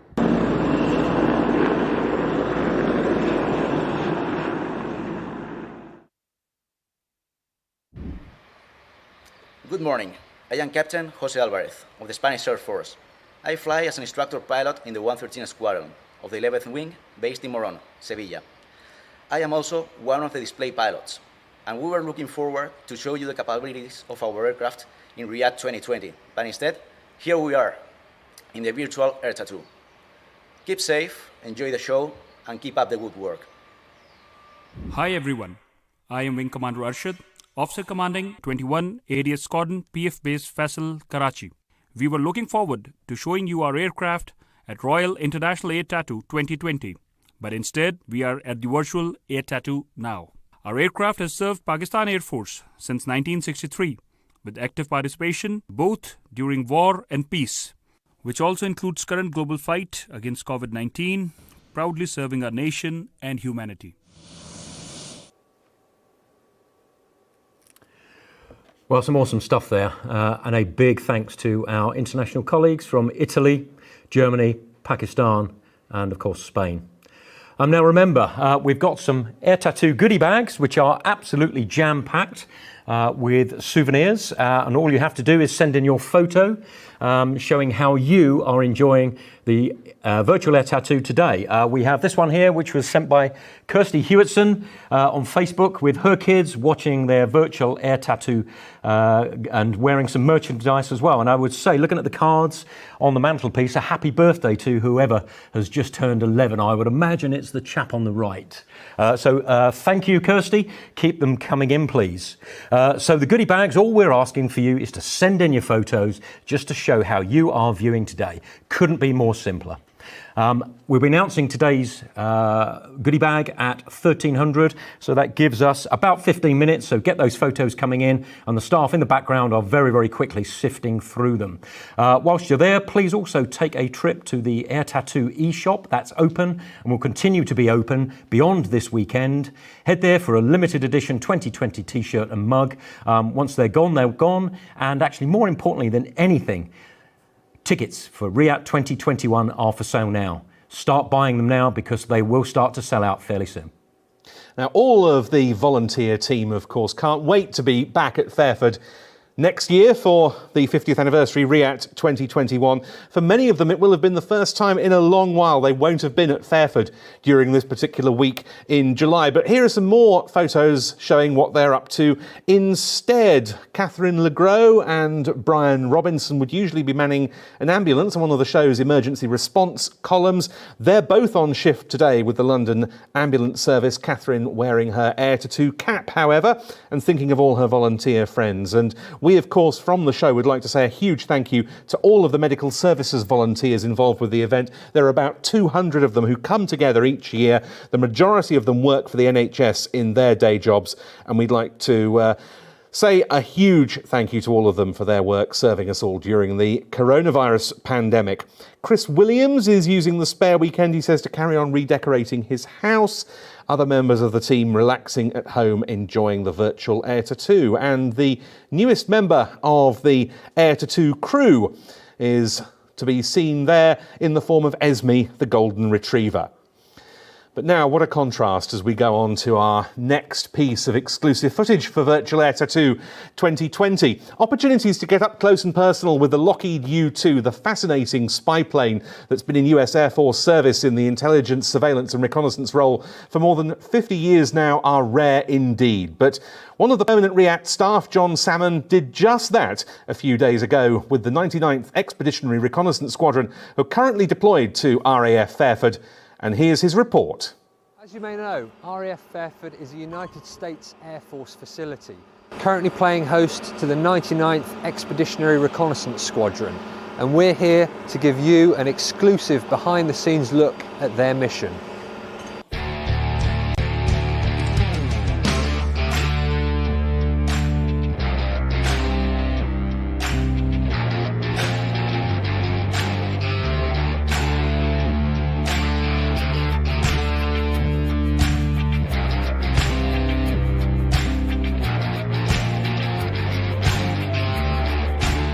Hi, I'm Colonel Kurt Wendt. I'm the commander of the 501st Combat Support Wing. The 501st oversees 8 bases across the United Kingdom and Norway, including RAF Fairford. And I want to say welcome to Fairford for the Virtual Air Tattoo this year.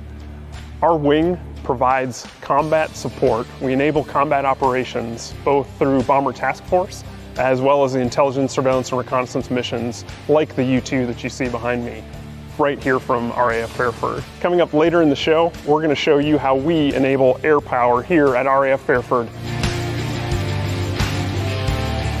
My name is Airman Ryan. I'm a crew chief on the U-2. We normally get the jet ready pretty early morning. We'll normally take about 4 to 5 hours for the actual start to finish. So we'll start like 5 in the morning, somewhere in there, and then go on, and then until launch. It takes a few hours to get our part done, and then once our part's done, we kind of hand it over to the system people, and then they go ahead and get all our systems ready.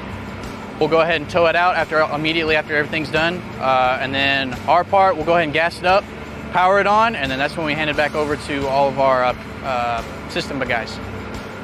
Okay, so right now we're testing whether or not the suit will pressurize, just in case of loss of cabin pressurization.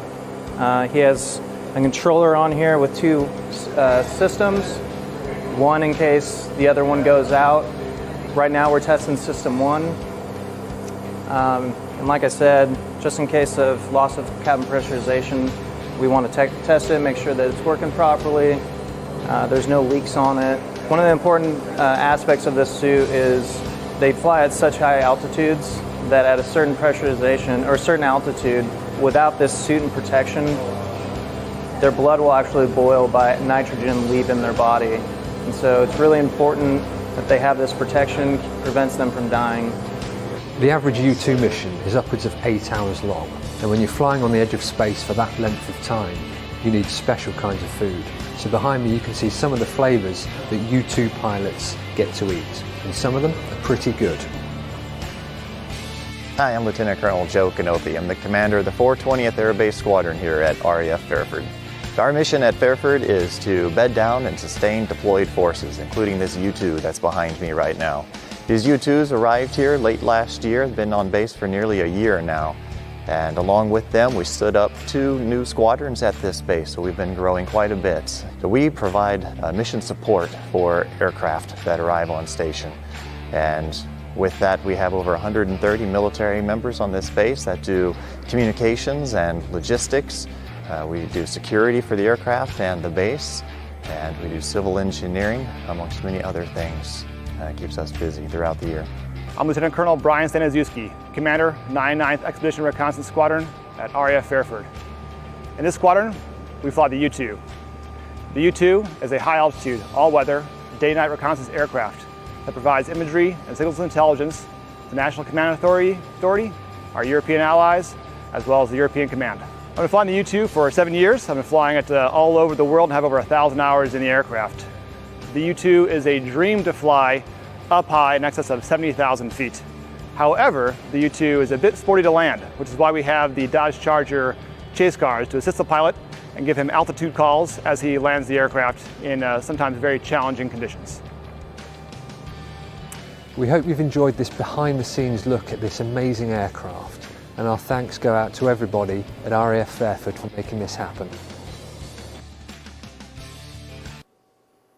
Well, that's yet another amazing exclusive at Virtual Air Tattoo. And our thanks goes to the United States Air Force for the privileged insight that they've given us to the U-2 squadron, and in particular the 501st Combat Support Wing for their assistance in making that video feature.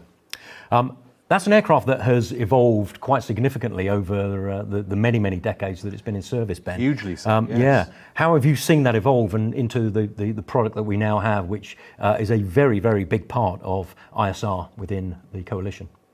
Well, it's an aircraft whose fundamental mission started out in the late 1950s as being able to overfly the USSR covertly.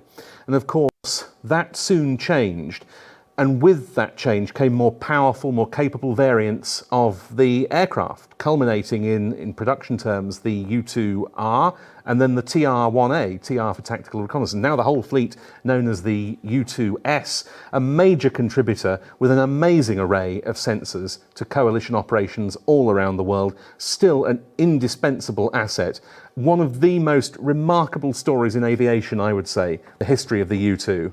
Yes, and I have some great memories from RAF Akrotiri in Cyprus during the 90s and the 2000s with the U-2 operating there then. And one of the things we knew when the aircraft was about to come into land was the sight of a Subaru Impreza Turbo, which was the chase car, one of the few cars with the capability of driving at 140 miles an hour behind the aircraft to talk the pilot down in those last 20 feet or so that we saw on the film there. So once again, our thanks to United States Air Force and our hosts here at RAF Fairford for that privileged insight into the U-2. We have some more from the RAF on the official website, so please do visit the RAF official website and the RAF Facebook page throughout this weekend and beyond. What we'd like to take a look at now is the very important work that the RAF Charitable Trust does in terms of its support for the RAF family. So the support for the RAF family as a charity, but also for its promotion of aviation within the STEM environment. We saw the video for that earlier. And we're going to take a look at a video in a minute which looks at the very important work of the Charitable Trust. As officer in charge of the RAF Halton Aero Club, we have trained 40 junior rank pilot scholars over the last 4 years, all of which have been funded by the RAF Charitable Trust. And that gives a junior rank within the Royal Air Force, irrespective of the trade that they're in, the ability to fly an aircraft, a light aircraft, for 15 hours and to go solo. And what that does is it enthuses them about the job and it brings them back to their frontline station much more aware of aviation and their part in the Royal Air Force. So, this very important video from the RAF Charitable Trust. Through your support of the Royal International Air Tattoo, the Royal Air Force Charitable Trust has been able to make a real difference to the lives of young people from all backgrounds.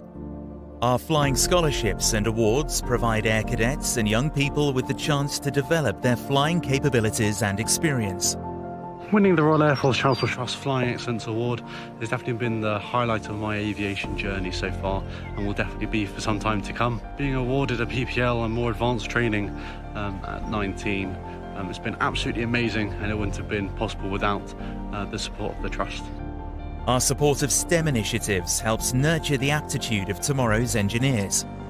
The course has highlighted to me that engineering is a very broad career and so will help me keep my options open for the future. Before the course I had a different career path in mind, but now this course has inspired me to take an interest in engineering and hopefully pursue a career in it. Today more than ever, the Trust needs your support to allow it to continue its important work. Text TRUST to 70490 to donate £5. Texts cost £5 plus one standard rate message. That is a BAE 146, and this is your virtual React guide. We fly the royal family, the Prime Minister, his cabinet ministers, and VIPs, both military and civilian.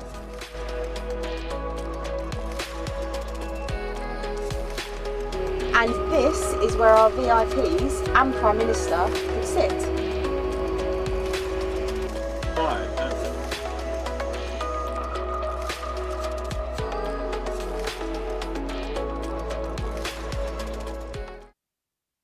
My name is Flight Attendant Chris Pepper. I'm a qualified helicopter instructor on the 60 Squadron at RAF Strawberry. We are part of one flying training school, which in turn is part of the UK Military Flying Training System. The UK Military Flying Training System is a brand new, revolutionary and world-leading training pipeline from ab initio pilots all the way through to OCF, Operational Conversion Flight Ready. It's delivered in conjunction with the MOD and Ascent as the training service provider. Number One Flying Training School is just been recently renamed from the Defence Helicopter Flying School, and broadly speaking it's similar in structure. However, we're now split into two wings. We have two Maritime Air Wing consisting of 660 Squadron Army Air Corps, 705 Naval Air Squadron and 202 Squadron at RAF Valley. Then we have 9 Regiment, which consists of 60 Squadron, of which I'm a member, and also 670 Squadron Army Air Corps. The basic flying training for the Rotary Wing pilots is carried out on 2 more. They then move on to 9 regiments, at the end of which they'll be ready for their award of wings and then posting on to their frontline operational conversion flights. This is the Juno HT1, which is the UK military version of the EC-135 T3H, part of the H-135 family. The Juno is a very capable aircraft. It's got very good twin and single engine performance. It can cruise at 120 knots. It's got an endurance of approximately 2.5 hours. It's both day, night and night vision device capable. And in terms of load fit, we can have variable load fits, including on this aircraft we have the MX-10 camera. It can also be fitted with an unslung load beam to enable the carriage of external cargo. The Jupiter HT Mark I is the UK military version of the Airbus H145. In appearance it's very similar to the Juno, albeit slightly larger and with an increased payload. It has a very similar cockpit and an identical multifunction displays and fully integrated flight management system and avionics. At RAF Strawberry, the Jupiter is used primarily for rear crew training. At RAF Valley on 202 Squadron, it's used in the maritime role to teach Royal Air Force and Royal Navy pilots, observers and rear crew winching and operations in the maritime environment. Hi and welcome to the 100 Squadron RIAT virtual static display. Behind me is the Hawk T1, which we operate from RAF Leeming. Our role throughout the Air Force is to provide red air for frontline squadrons, and we also train students on the Advanced Fast Jet Training course pre-Typhoon Operational Conversion Unit. Thanks. Well, seeing the BAE Systems Hawk there, a reminder of just what a success story that aircraft has been, not just for the UK's armed services, but also internationally, and that leads us very well into our next display team.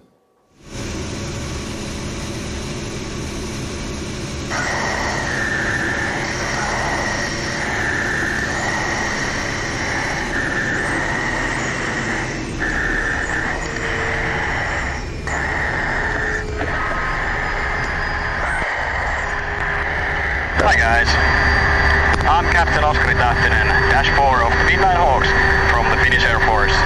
On behalf of the team, I'm sure we cannot be with you at the Royal International Air Tattoo this year. Instead, please enjoy this video of our Midnight Hawks display filmed on our last visit to the UK. I hope you enjoy the virtual air tattoo this weekend and hope to see you in the skies above Fairford next year. Well, there's an intro and a half, and here they come on the roll at RIAT 2017, the Finnish Air Force Midnight Hawks.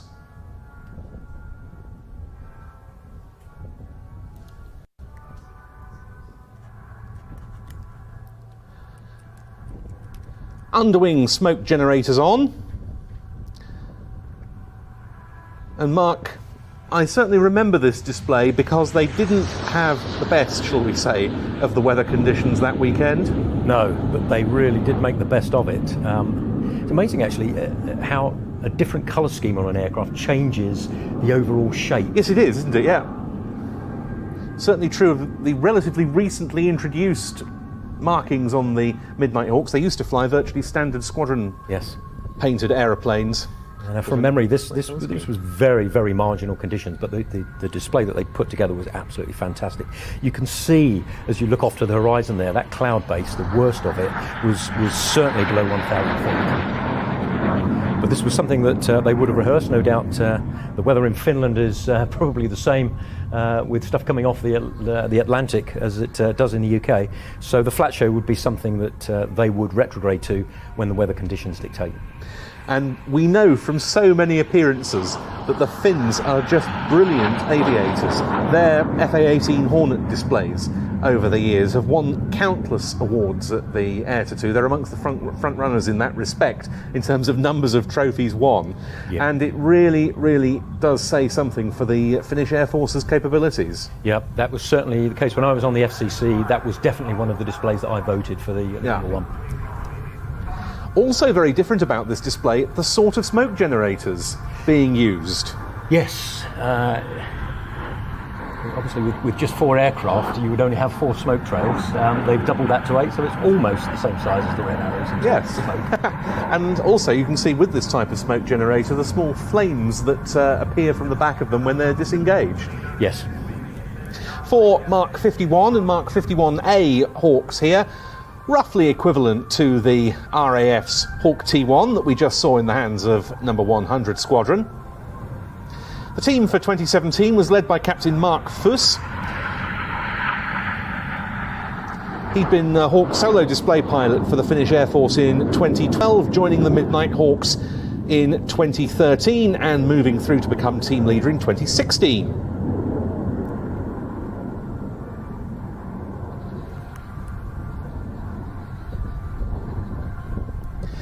Joining him in the team, Captain Heikki Kankio, another former Hawk solo display pilot for the Finns. He started with the Midnight Hawks in 2015. Then there was Captain Vesa Lukko,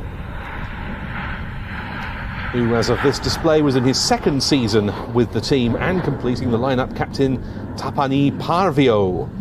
Also a member of the Midnight Hawks from 2016 and another former solo display pilot for the Finnish Air Force. really making the most of the conditions despite the low cloud base here. That's a tight formation. That's a wonderful display.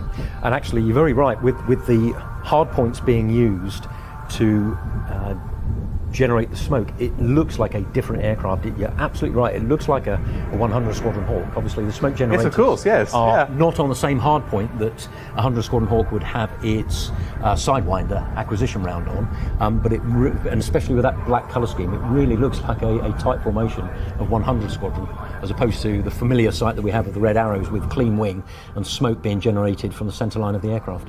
This was just the second time we'd seen the Midnight Hawks on display at Riyadh. The previous one 13 years earlier at Riyadh 2004. That was in a year that marked the 30th anniversary of the maiden flight of the Hawk prototype, and it is incredible to think that we're now coming up in 2024 to the 50th anniversary of that maiden flight by the Hawk.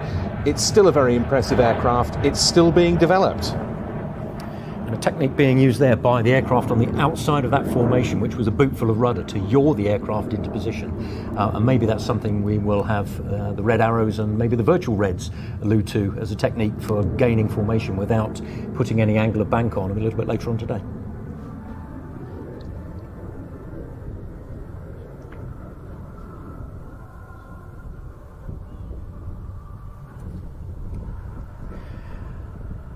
The unbelievable thing about the Hawk is that the T1 has been around since the mid-70s, 1974, which makes the aircraft an unbelievable 46 years old. And to put it into perspective, if on the day that Hawk first appeared at an air show, there was something that was going out of service, having done 40 years in the Royal Air Force or the Finnish Air Force, for example, it would have been made in 1928. It would still be on the front line in the mid-70s.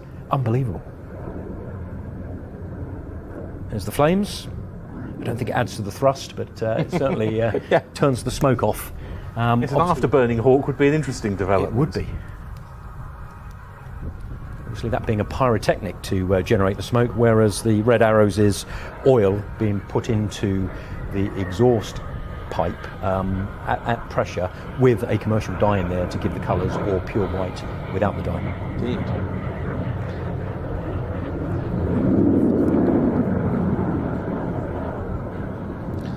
As the Midnight Hawks come in to land, a couple more social media comments.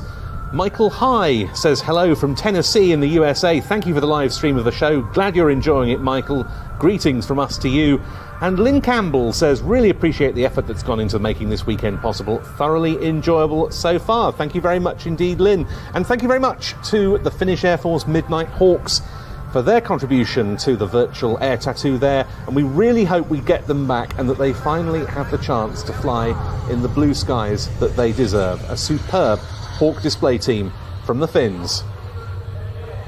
Hello, my name's Ian. I run Planes TV, looking after the live production of the virtual air tattoo today. I hope you're enjoying the show. Much of the content you'll be seeing from recent air tattoos is from our archive, and that's available to view almost in its entirety at watch.planestv.com. That's our subscription service. If you'd like access to that, you can get 3 months for half price. Just follow the link in the description below. Again, that service is at watch.planestv.com.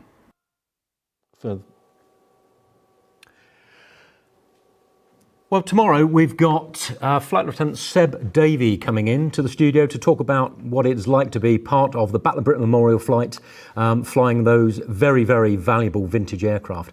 I was very privileged to be part of the Battle of Britain Memorial flight in 1993 and 1994 as the display navigator for the Dakota and the Lancaster, and my memories from those seasons are just as fresh today as they ever have been, and we see that as an absolute privilege. So to whet your appetite for tomorrow's interview, we'd like to go to RAF Coningsby now to have a good insight as to what the Battle of Britain Memorial flight actually does.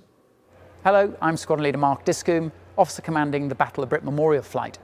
A unit first set up in 1957 to commemorate the past, celebrate the present and inspire future generations, flying some of the most iconic Second World War aircraft that the Royal Air Force has operated.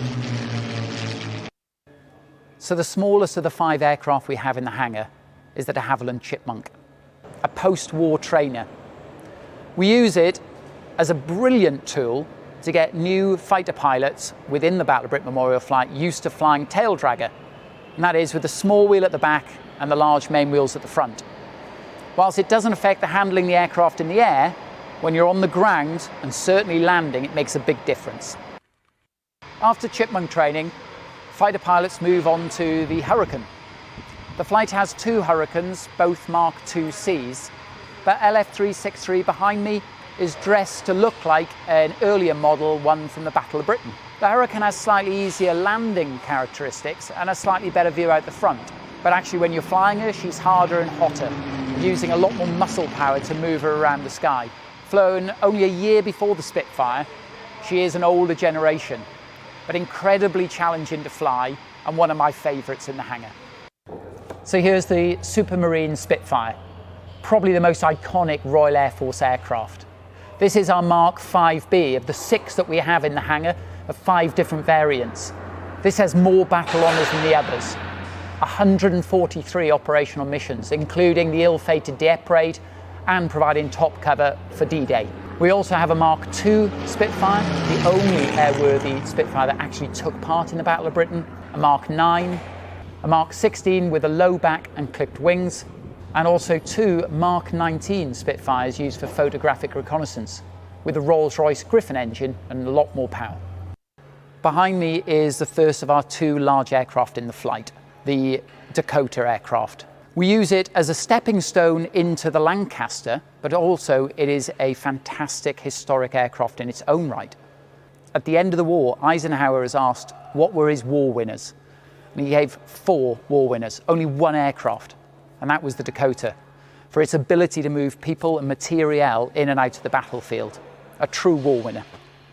We finished the whistle-stop tour of the Battle of Britain Memorial Flight hangar in front of the Lancaster, one of the most iconic heavy bombers of the Second World War, and a fantastic way to commemorate the incredible bravery of the Bomber Command aircrew. The odds that were stacked up against them were incredible, yet night after night they volunteered to take the fight to the enemy, to defeat the Nazis. She's one of only 2 flying in the world, and she'll soon be back in the sky again after the incredible hard work of the BBMF engineers over the winter period and as they've gone through the restrictions for COVID. We're so sorry that we can't be there in person to show you the sights and sounds of these wonderful aircraft, to let you all stop, to think and to remember. But we'll be back in the sky soon, and we're looking forward to meeting you all.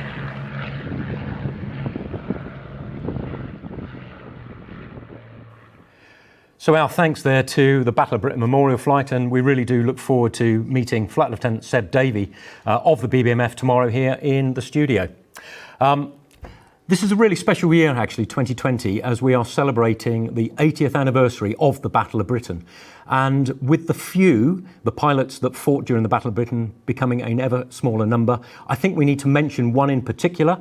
It's Group Captain Paddy Hemingway, who was 101 yesterday. Paddy is one of the remaining few. He joined the Royal Air Force in 1938 and was shot down twice during the Battle of Britain, once over Kent and once over the Thames Estuary. He was awarded the DFC in 1941. He survived World War II and went on to serve in the Royal Air Force until 1969, making the prestigious rank of Group Captain. Paddy, if you're watching, we wish you a very, very warm birthday celebration. Please stay safe and thank you very much for your service. Now we've got another video coming up from RIAT 2019, but this one is with a twist. And it brings together 2 of my favourite things. The first is the ceremonial element of serving in the military.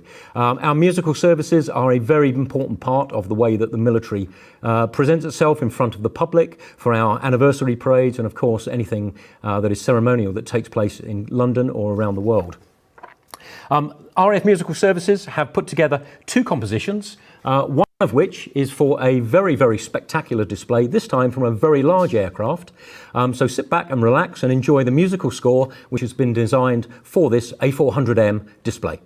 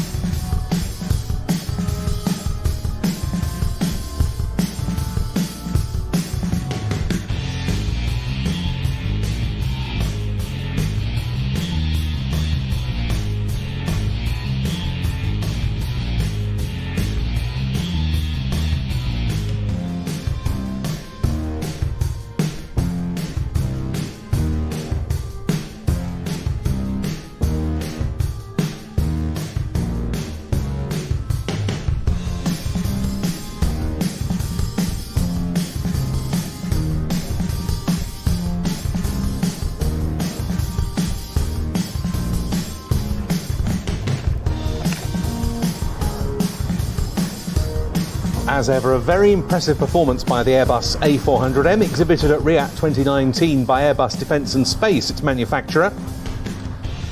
A slow fly past there with gear down.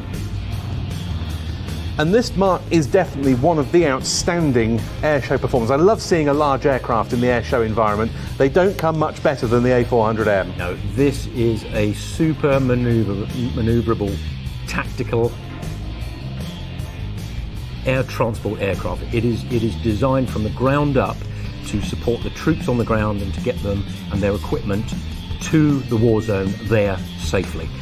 Whether that be avoiding the fighter threat, whether it be avoiding the surface-to-air missile threat or small arms fire as they make their final approach. This aircraft, although it is a fantastic, and that's why it's a fantastic air show display aircraft, it's because it is a tactical super transport aircraft.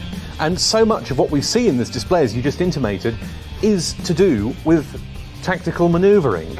So slow fly pasts, for example, indicate how the aircraft can fly slowly enough to refuel helicopters, for instance. There's another instance of the aircraft pitching down steeply. And that is a manoeuvre that is used to avoid small arms fire, which will be around the periphery of the airfield. From a Royal Air Force perspective, we would have the RAF regiment covering a certain number of kilometres outside from the perimeter, aiming to sanitise it, therefore, by keeping the aircraft that are on approach and departing safe. But you never know what's there. And that sort of manoeuvre, that high angle, steep approach on the blades, slowing the aircraft down to be able to land and stop within a couple of thousand feet is critical for this type of tactical aircraft. It is also an aeroplane with very good strategic airlift capabilities as well, thanks to its size and its range, amongst other attributes. In service since 2013 with the French Air Force. Then soon afterwards, the Royal Air Force took delivery of its first Atlas C1, as the type is known here. In use too with Germany's Luftwaffe, with the Royal Malaysian Air Force, the Spanish Air Force and the Turkish Air Force. But here is one of the absolute signatures of an A400M display. A fast pass, pulling up, and this taking advantage of the aircraft's limitations of the fly-by-wire control system, which give it a very wide flight envelope, including a limit of up to 120 degrees in roll. And there we see just that demonstrated. And again, it's something with tactical significance. Pulling up from low level into a steep wing over, and then again returning from low to low level, as we saw before, could be important in theatres with threats from man pads, small arms fire like you were talking about, and so forth. Yeah, and of course the aircraft is then there's many layers of defence, and the further down that layer you get, the aircraft then starts to rely on some very, very comprehensive ECM suites and self-protection systems built into the aircraft, which should hopefully, if you've exhausted all of the other possibilities, prevent the aircraft being hit by enemy fire. The RAF is due to carry on taking delivery of its Atlas fleet until the last is accepted in 2021. Been succeeding the hard-worked Lockheed Martin Hercules, though the C-130J model will be staying in service until 2035.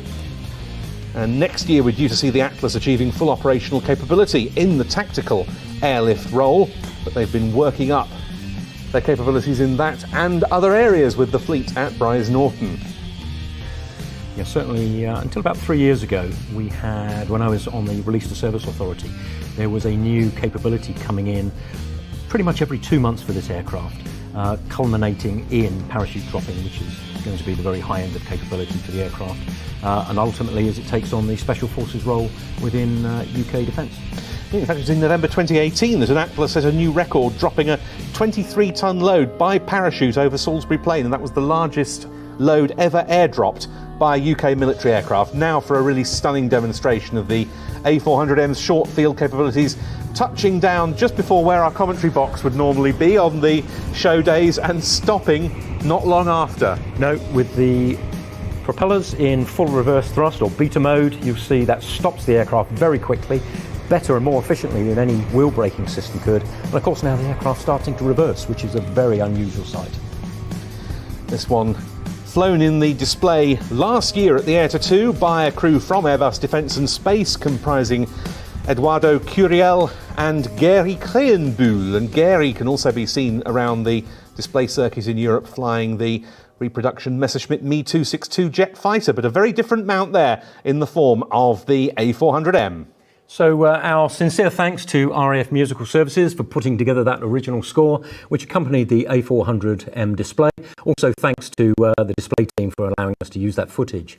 We'll see more of the Atlas display tomorrow, but in the meantime, let's take a look at the goodie bags. We have 3 winners. The first one is Rachel. Here she is, age 9, watching the air show and really missing the real thing. She's looking forward to seeing it next year. And there she is, by the look of it, in a Red Arrows flying suit. Well done, Rachel. I hope you enjoy your goodie bag. Our second goodie bag winner is Nate, socially distancing virtually.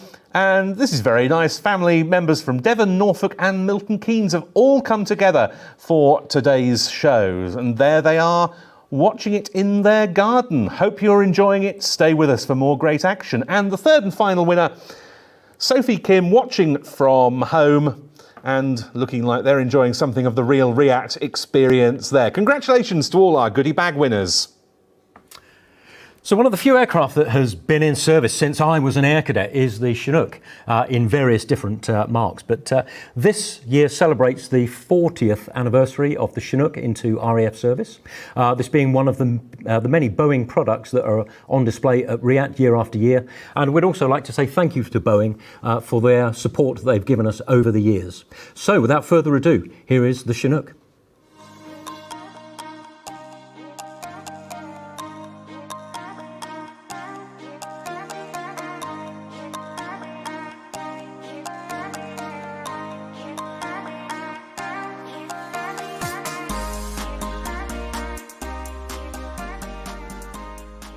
Hi, I'm Flight Lieutenant Matt Smythe and I'm part of the Chinook display team. We should have been displaying at RIAT this year, but we're here instead giving you part of the virtual air tattoo. This is an aircraft that really needs no introduction. It's flown all around the world, from the Falkland Islands in the southern hemisphere all the way to the Arctic Circle in northern Norway. This aircraft's been supporting our troops on operations for the last 40 years. This is the Chinook.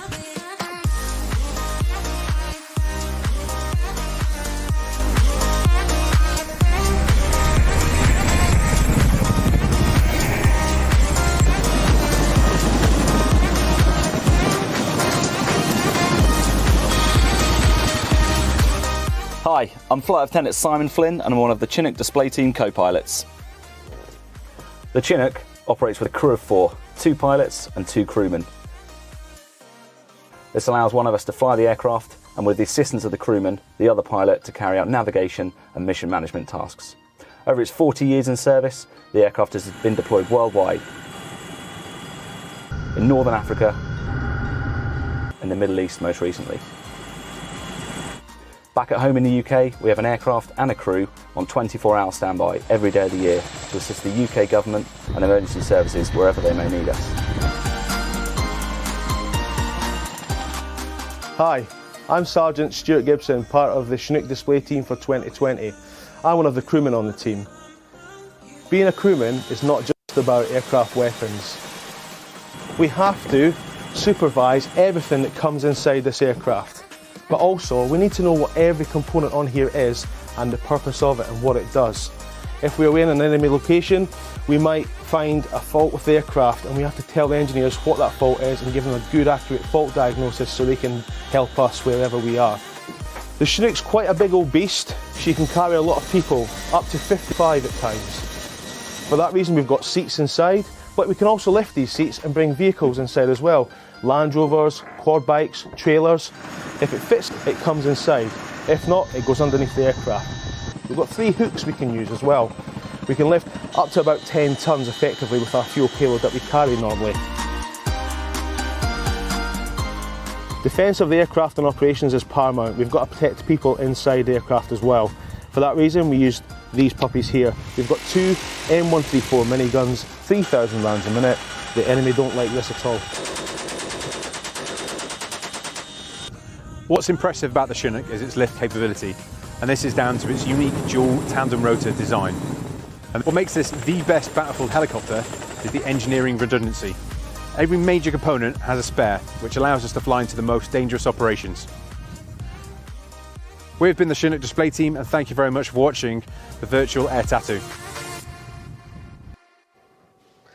Well, some fantastic footage there from the Chinook display team, and we carry on with the rotary wing theme for our next item, and one of the fastest growing collections of airworthy historic ex-military aircraft in the UK. It's called Historic Helicopters, it's based in Somerset, and here to find out more about it is John Salmon. Hello, I'm Andrew.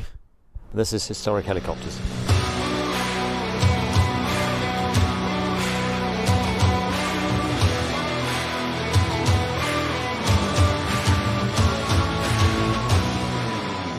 Started back in 2012, and I used to go over to Ireland and fly the Whirlwind with Jim Kelly quite a lot, who owned it at that point.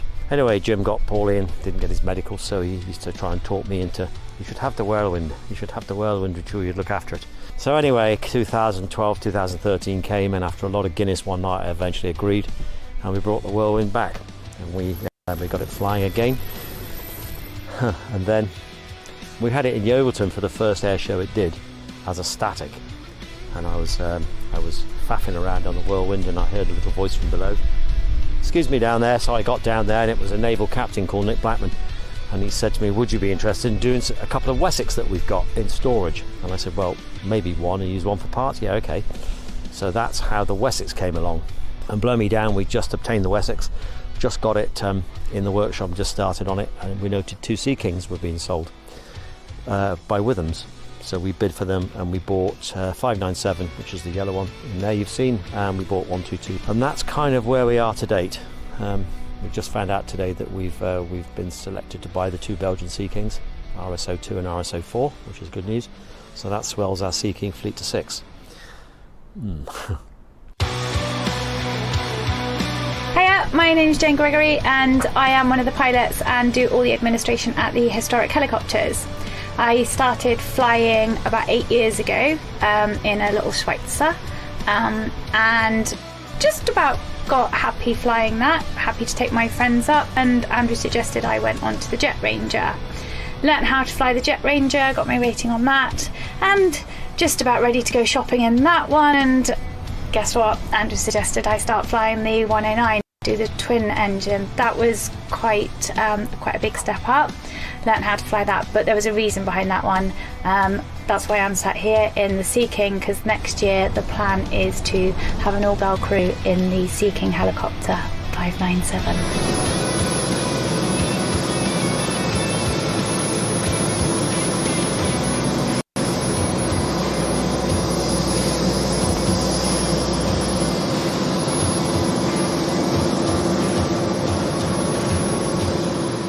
Hi, my name's Dave Wells. I'm the Chief Engineer here at Historic Helicopters, and I've been involved with this project for exactly 3 years. It's the only place you'll see all these helicopters airworthy in the world. Most of these are built before the time of ergonomics and expensive manpower for engineers. So they basically built an airframe to the shape they wanted and crammed it full of kit. Sea King especially, built in '69 originally, or earlier, first marks. And they put more and more kit, made them more and more complex, and it's all squeezed into the same space. So the later ones have got so much kit in them, they are challenging in places to work on. The Lynx at the moment is coupled back in the queue. We're collecting all the spares we need to make sure we have everything we need before we start. And once we start, we've had a look over it now, and it's in very good condition. In fact, it's almost immaculate. So we don't envision that taking us more than 12 months. I guess the motivation is keeping them flying, because they've all done really good works in their lifetimes, and it's just a shame to see them end up as glamping pods or in a scrap man or whatever. I don't want to see any of our cabs get laid up. You know, we've got a perfect woods there to put a couple of 3, but it's not what we really want to do. We want to see them flying. Aspirations for next year, well, we've got 597 flying now. It's the only Sea King with a permit to fly with a civilian crew. And we plan next year's airshow season 597 will be crewed with female crew. So we've got Isla, who's a good friend of ours, and she was a 22 Squadron, now flies the police helicopter in Bournemouth, and she's going to be the lead pilot. Jane, my partner, will be second pilot. We're going to have a lady crew person, and we've already got a lady in mind, and she's willing to come down and do the airshow season with us next year. But of course, I'm just awaiting planning to come through for another shed over the back there, which will be an operations hangar where we'll put our flying aircraft and work on the aircraft in here. Because as you've noticed, it's more than a little tight for space.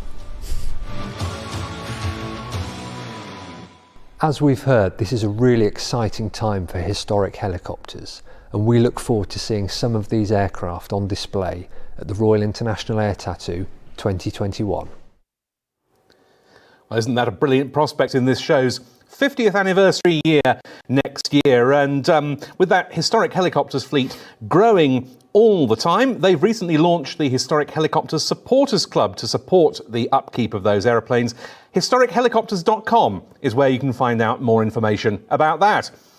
Now something a little bit different with another virtual air tattoo sponsor, Northrop Grumman. They've provided us with some incredible footage of something we'll be seeing a lot more of in the years to come in the shape of unmanned combat air vehicles.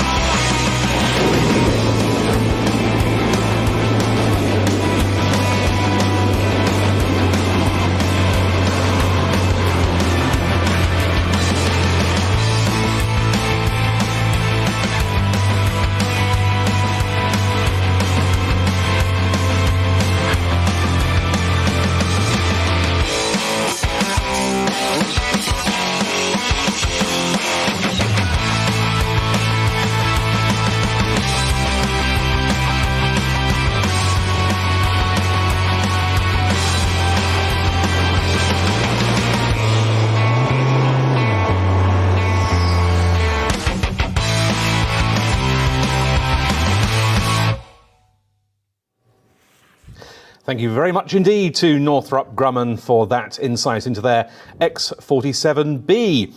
Well, thank you all so much also for your comments via our social media channels. Keep them coming in. Keep telling us what it is you're enjoying about this first afternoon of the first ever virtual air tattoo. And often we get questions about what it takes to put on the world's largest military air show. And this weekend, we're giving you the chance to ask the permanent staff of the Air Tattoo team here at Fairford to find out what it's like to put on this show and ask your most searching questions about that. Simply send in your question via Facebook, YouTube or Twitter using the hashtag #VirtualAirTattoo, and we'll be sending them to the various departments here, the various staff at Douglas Bader House, and reading out the answers around this time tomorrow.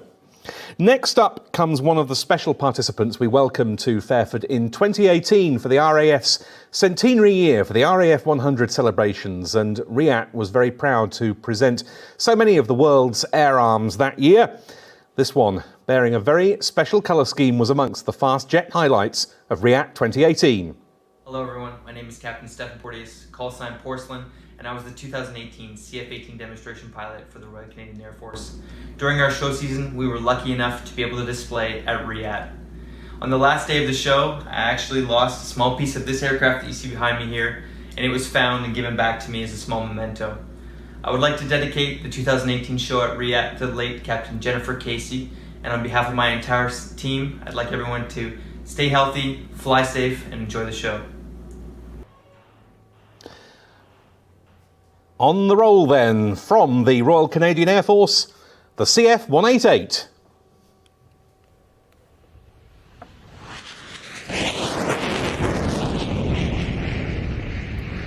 That's the Canadian designation for the FA-18 Hornet.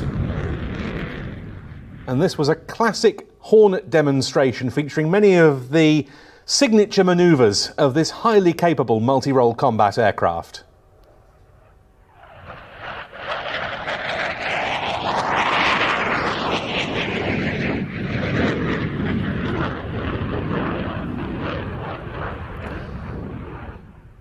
The CF-188 first entered service with what was then the Canadian Armed Forces in October 1982. It's pretty much a standard FA-18A model, this single-seater. Apart from a few modifications specific to the Canadians, they gave the aircraft a sideways-mounted searchlight for nighttime identification, Arctic survival equipment, very important, of course, in Canada's north, and they also painted on the underside of the aircraft the spoof canopy, which is intended to confuse opponents during aerial close combat manoeuvres. Yeah, so because of the way the skin is laid out on the bottom of the aircraft, it's one of the few fast jets that you can actually paint a convincing looking canopy. But it's designed just to confuse the opponent, just for a split second, as to what the aspect of the aircraft is and whether it's turning away or towards. There, by contrast, we saw the top side of the aircraft, the specially painted display jet for the 2018 season. Canada's Hornets first entered service in 1982, as I said. It took them 9 years to see their first operational use. That was in early 1991 during the Gulf campaign, when 26 aircraft, then based at Baden-Zillingen in Germany, where Canada used to have a significant presence during the Cold War years, deployed to Qatar. They flew combat air patrol, strike aircraft escort and bombing missions. The Canadians pulled out of Germany shortly afterwards, but the CF-188s have carried on being seen quite regularly in Europe, particularly for participation in major NATO exercises and combined frontline operations. And of course the provision of exchange duty pilots to fly the Typhoon in the UK and ultimately the F-35. Nice view there of the simulated canopy on the Hornet's underside. Some of the recent commitments in Europe for the Canadian CF-188s. NATO's Operation Reassurance in Central and Eastern Europe, conducting air defence deployments to Lithuania, Romania and Iceland.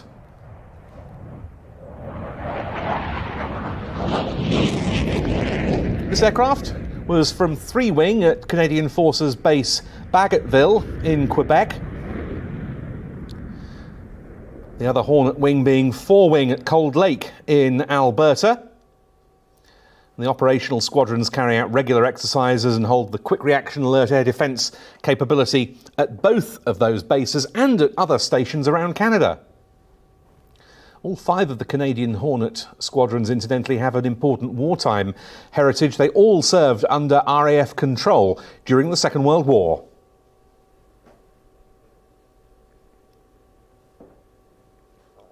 Here's Porcelain turning onto the display line for his high angle of attack, high alpha pass. So here with the F-18, it's not just the wings that are producing the lift.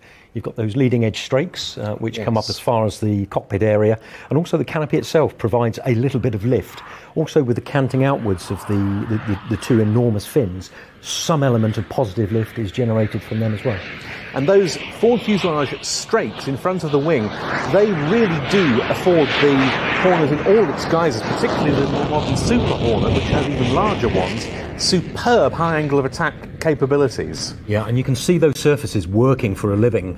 Probably not on today's video, but where you have a very moist day, where the amount of lift that's coming off the top of the surfaces cools the air to below its dew point, and you get that sort of mist, the beard as they call it on the F-18. You can see which parts of the airframe are working to produce that lift and which are not.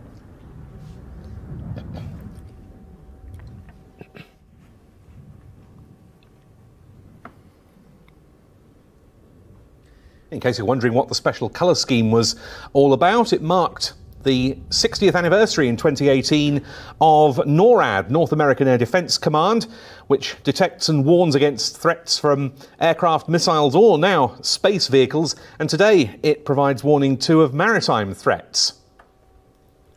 Running into display centre for a fast pass. This was the first time a Canadian Hornet had given a flying display in Britain for 17 years. And Captain Stefan Porteous, the man at the controls, came from 433 Squadron at Baggetville.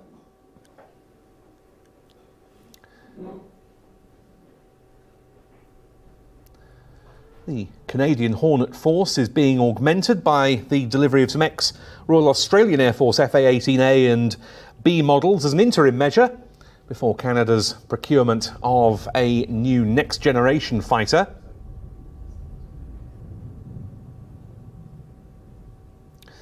This aircraft has, as I said, been in service a long time, and you get an idea of that when you talk about the platforms it replaced, the McDonnell CF-101 Voodoo and the Lockheed CF-104 Starfighter. And here, an excellent look at both upper and lower surfaces on a wing rocket pass. Nice visible there, the beard, as it came off the front of that leading edge strake. It's one of my favourite of all of the frontline combat jet display aircraft, the Hornet. Yes. Magnificent machine. And the Canadians have always displayed it very well, right back to the days when we used to see the German-based Hornets at UK shows. I think the favourite thing for me is the square loop, which just shows the carefree handling that the aircraft has.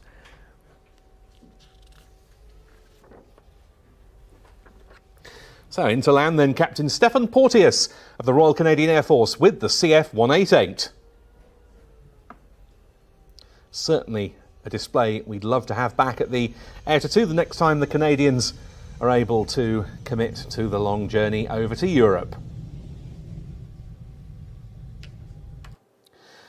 Now, that performance definitely enhanced by the special colour scheme on Porcelain's Hornet in 2018. Well, if you'd like to give your mobile phone a special colour scheme of its own, we have got just the thing, and you will want to enter a competition to win them. Thanks to Dragon 1, we've got a number of phone cases to give away during the virtual Air to 2. So if you've ever wanted to represent with your mobile phone, for example, a Sukhoi Su-27 flanker, to name but one, an F-16 Fighting Falcon, a B-1B Lancer are other examples. Now you can with Dragon 1's range of products. We've got a few of them here in the studio. I particularly love the representation of the digital camouflage on the Ukrainian flanker that we've seen at Riat in recent years. Also, very much like this one, this is called MiG-Eater, named after one of the Desert Pink Gulf War Tornado GR1s from 1991, but it could realistically represent any of the RAF Tornadoes that were painted in the desert pink camouflage at that time, or indeed the one that was painted in those colours before the aircraft's farewell from service. Well, to be in with a chance to win your choice of phone case from Dragon One, you need to send us your favourite photo you've ever taken at RIAT using the hashtag #VirtualAirTattoo. We'll be going through the photos after the broadcast this evening and choosing our favourites, which we'll announce tomorrow. But now we're coming up to the time that I know a lot of you have been very excited about. That's the flying display from the virtual Red Arrows. But before that, our title sponsor, BAE Systems, is here with a short video about the future of military aircraft development. BAE have been a vital sponsor of the show for many years. We're delighted to have BAE Systems on board with their support, especially through this year. I'm excited to work on Tempest because it's a once-in-a-lifetime, once-in-a-generation opportunity. Getting to see the new concepts and innovations that are coming out, especially from the engineering team, is quite inspiring to me. Tempest excites and inspires me simply because it's the future. It's the future of the aviation industry.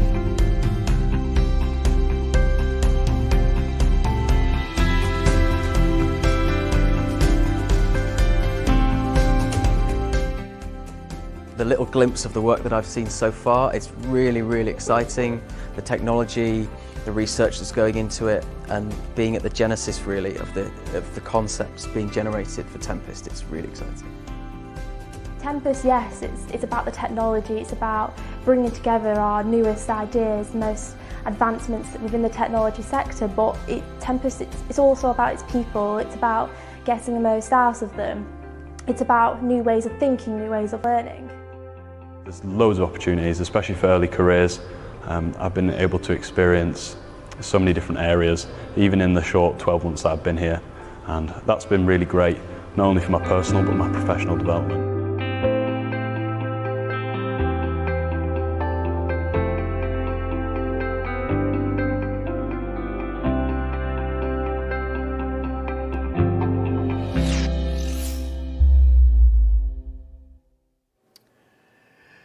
So a very big thanks to all of our sponsors for their support to the RAF Charitable Trust Enterprises to allow us to bring this virtual air tattoo to you this weekend.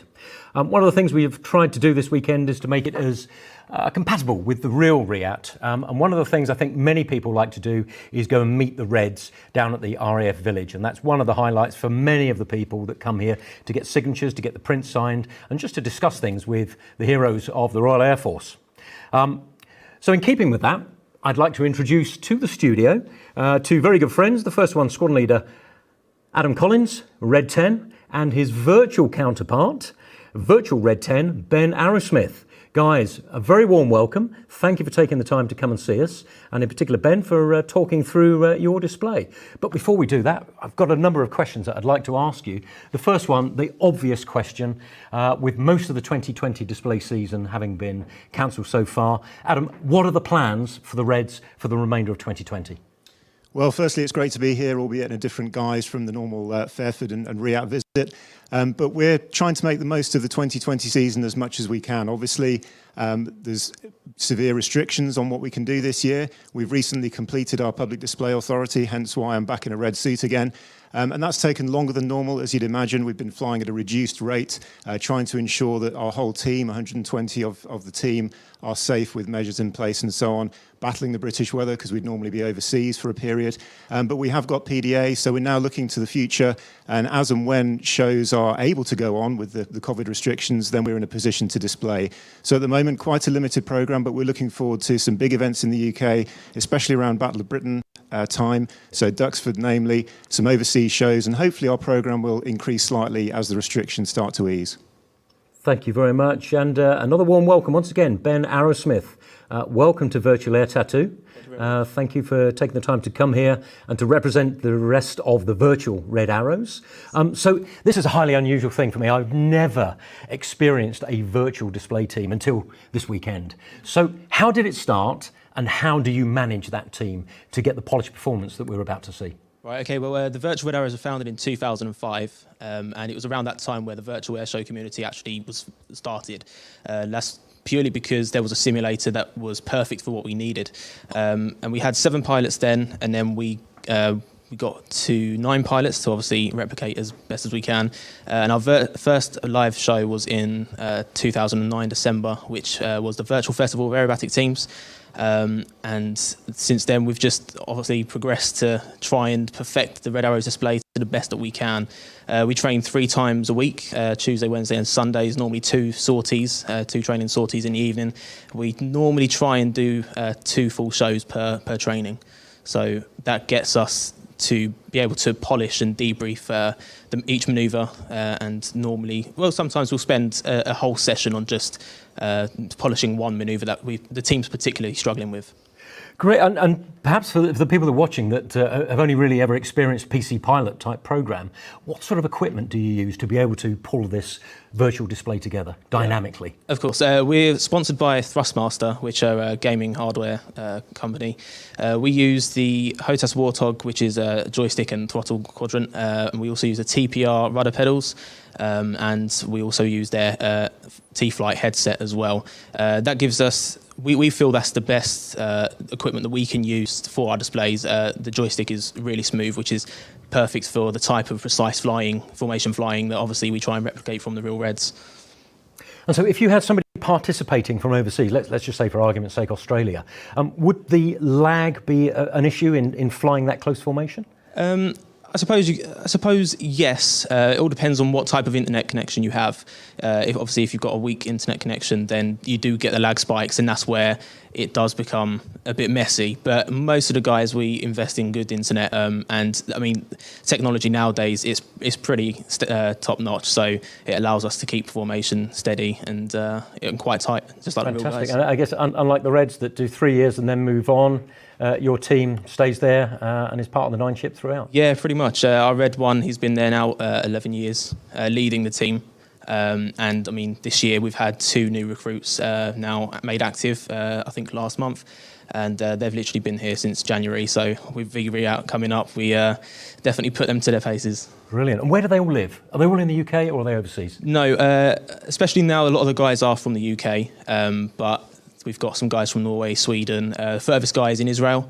So we're definitely, worldwide team to try and create the Red Arrows. Great, thank you very much. So we're about to see the virtual Red Arrows display, and I will ask Adam at some stage after if he'd like to comment and give some debrief points, brutally honest debrief points for the rest of the team. But before we go there, just a quick reminder, after this feature, we will be interviewing Flight Lieutenant Ben Ireland by Zoom. So please, if you have engineering questions, anything to do with the Red Arrows and the support that is given by the big team in the blue flying suits, please get them on social media now and we'll read out the best to Ben afterwards. So, in the traditions of the best Royal International Air Tattoo, the microphone would be handed over to you. It would be, the floor is yours. Ben, over to you.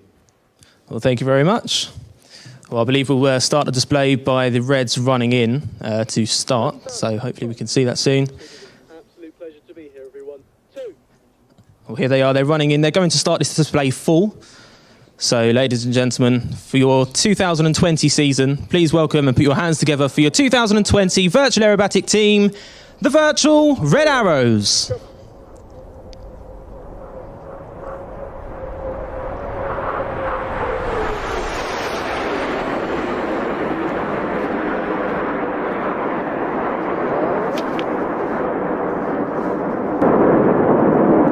They're leading the aircraft over in big battle formation, pulling to the vertical, calling them into short diamond. And that's a sight very familiar to all of us at air shows, very realistic there, the aircraft coming in big battle formation, and that transition to diamond as they pull up into the vertical. Well, the jets here now at 6,500 feet as they come over the top of this loop, led by Virtual Red 1, the team leader, Petter Hofland. Petter has been with the VRA since 2008. Joining as a right-wing pilot, he moved to the leader position of the team in 2009. By trade, Petter's a 3D visualization designer and enjoys playing the guitar and video games. And Red 1 for the Red Arrows this year, again, is squadron leader Martin Pert, who's a former Harrier and Typhoon pilot. He's also instructed on the Hawk and is in his 3rd year as leader of the Red Arrows.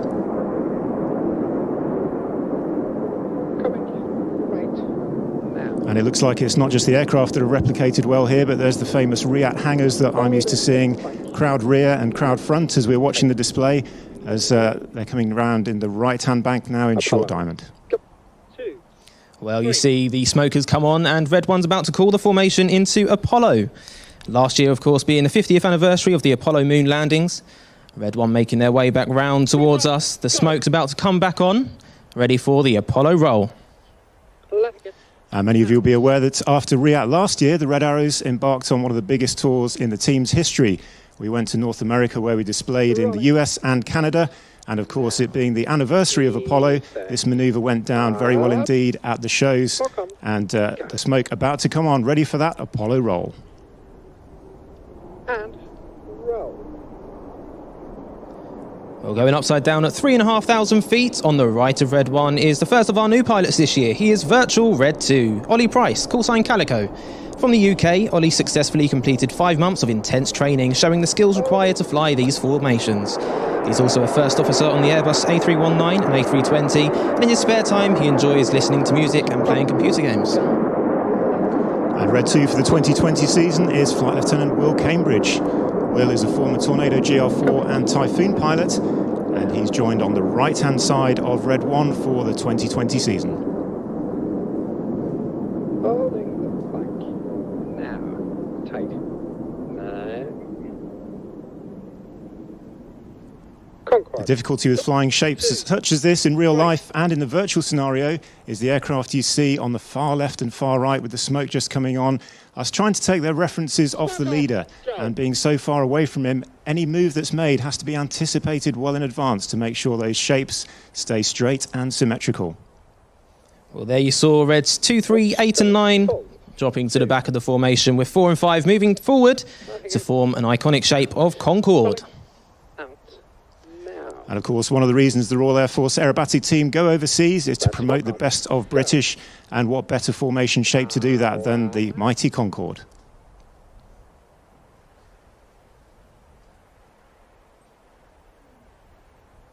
And pulling up.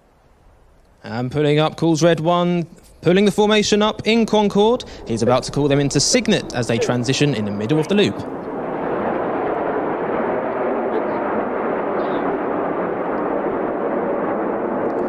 The Red Arrows, of course, have 3 displays we fly for different weather conditions. We're seeing the full display here, where if airspace and weather aren't a factor, we'll fly our looping manoeuvres up to 5,500 to 6,000 feet.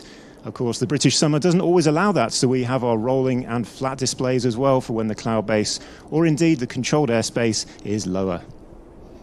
Well, on the right-hand wing of Signet is Virtual Red 4, Bjorn Evans, callsign Shaggy. Shaggy joined the team in 2007 and flew 3 seasons with the team. He then returned in 2015 and has flown Red 2, Red 4 and Red 6. Shaggy has previously led Jippo as synchro lead, but this year he has rejoined Enid. Based in Sweden, Shaggy works as a photographer, consultant and personal assistant. And Red 4 for 2020 is Flight Lieutenant James Turner. JT has previously flown the Typhoon and instructed on the Hawk, and joins the team on the right-hand wing as Red 4. Well, now you see all the aircraft on the outer wings are moving forward to Phoenix. Go. 6. Phoenix formation is one of the more technically difficult formations we fly in the first half of the display. The reason being we have 6 aircraft all flying in line abreast. The aircraft on the outside wings of the shape having to anticipate those manoeuvres that much more due to the distance from the leader. Well, here we go. The colours about to come on for the Phoenix Pass.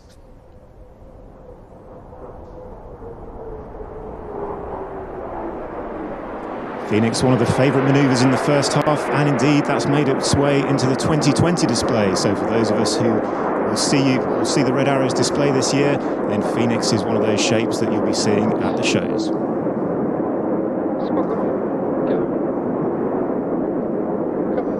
On the left wing of Red 1 in Phoenix is the next of our new pilots. He is Virtual Red 3, Jake Allison, callsign Swift. From the UK, Swift is an ICT student due to start university in September. In his spare time, Swift enjoys flying his drone, wildlife and aviation photography, and playing video games. Red 3 for 2020 is Flight Lieutenant Nick Critchell. Critch is a former Typhoon pilot and Hawk T2 instructor, and he's now in his first year on the team on the left of Red 1. Smoke off, go. Well, as we're recapping history today, the smoke's on and the wingtips of Phoenix with red 8 and 9 moving to the back of the formation into Lancaster formation. Of course, being very well known for his historic missions in World War II, but was also a factor in D-Day on missions to take away attention from the Normandy landings. Red 1 bringing Lancaster back round towards us, pulling up with the smoke on for the Lancaster roll.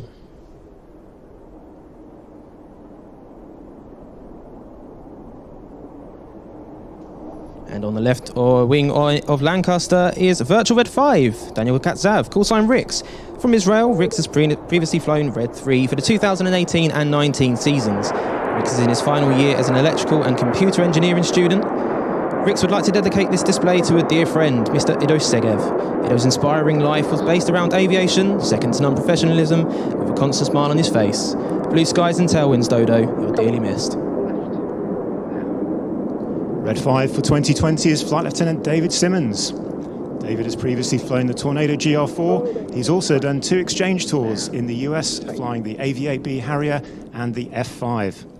Simo is due to fly in the 2019 team, but unfortunately injured himself playing football during pre-season training, and he could not take part in the 9 ship during that year, but we're happy to say he's fully recovered and wearing the red suit in the 2020 team.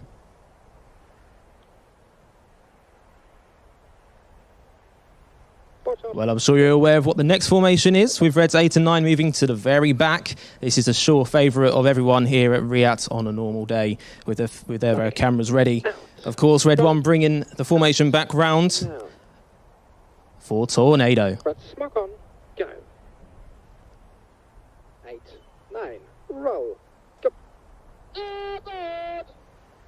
Aboard calls Reds 9 as Red 8 and 9 put the colour smoke on, rolled around the rest of the formation with that distinctive red and blue. Red 1 about to bend the formation to the left with a smoke colour change. This is Tornado. Tornado, not just a favourite with the crowds, but also a favourite with us in the Red Arrows. And you'll be pleased to know that Tornado is back in the display for 2020. We'll have Red 8 rolling around the formation closest to them. This year, that is Flight Lieutenant Damo Green. He's in his second year on the team, and he's a previous Typhoon pilot before joining the team last year. Virtual Red 8 is Steve Kusel, callsign Teabag from Gatwick in the UK. Steve joined the Virtual Red Arrows in 2018, and he's a manufacturing team leader. He has previously flown Reds 2 and 4, and in his spare time he enjoys touring on his motorbike. 4, 5, 9, 8. Well, Tornado finishes off to our right-hand side. That signals the end of the first half of the display. So far, we've had all 9 aircraft in close formation, creating historic and well-known shapes across the sky. Well, it is time to step it up again and move to the second half. The 2020 show for the Red Arrows follows very much the formula of previous years in that we have 2 halves to the show. The first half, as we've just seen here with the virtual Red Arrows, the big shapes, the colourful smoke. Well, now into the second half, we're breaking down into the sections for the more dynamic manoeuvres and a chance for 6 and 7 to demonstrate their skills in the opposition passes. 6 is downfall, it's 0, it's my turn, it's 7. Let's check in for pass fit. 1 left, 2 left, 3 left, 1 right, 2 right, 3 right, 6.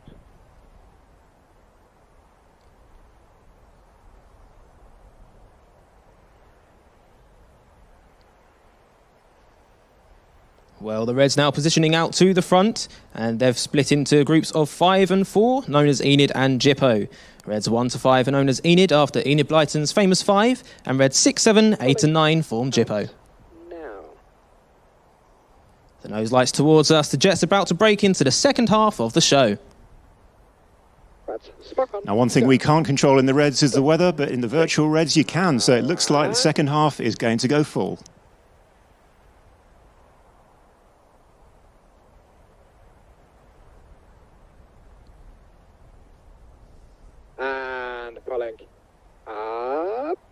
Well, Adam, you're completely correct there as Red 1 calls pulling up. He's pulling the 7 jets up. And keep your eyes on the bottom 2 jets, the 6 and 7. 2 right turn, 3 right turn, This is the palm split.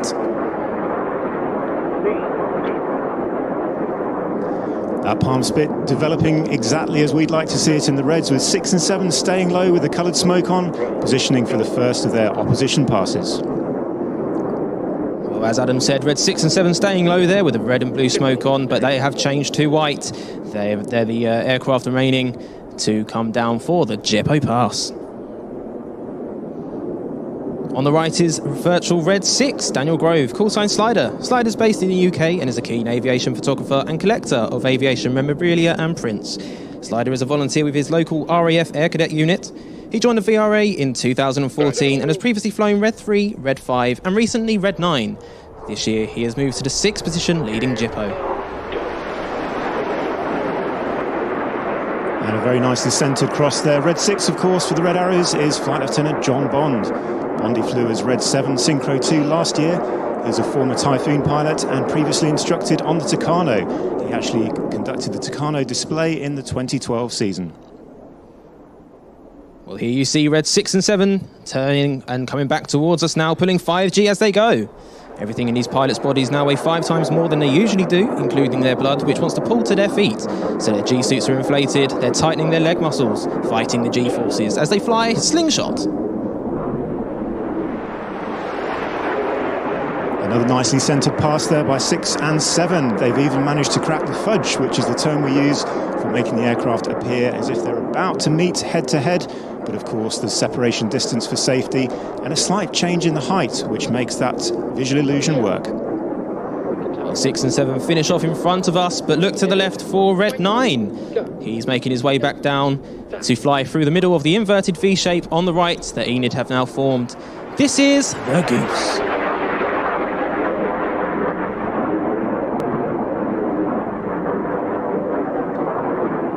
Goose, another manoeuvre that's made it back into the 2020 Red Arrows display. Red 9 this year is Squadron Leader Steve Morris. Steve is a former Tornado and Harrier pilot. He'd also instructed on the Hawk and has previously served on the Red Arrows, including some time in Synchro and as the Synchro leader. Red 9 for us is Dale Brewis, callsign Delta. Delta joined the VRA in 2016 and this is his 4th year with the team after previously flying Red 3 and Red 5. From Newport in South Wales, Delta works as a radio presenter, producer and DJ, and in his spare time he loves to watch the Red Bull Air races. Red 1 leading Enid off to the left-hand side. With the white smoke just come off, it's time to look straight ahead. Red 6 and 7 preparing for the biggest manoeuvre yet. If you haven't already guessed it, it is time for the Heart.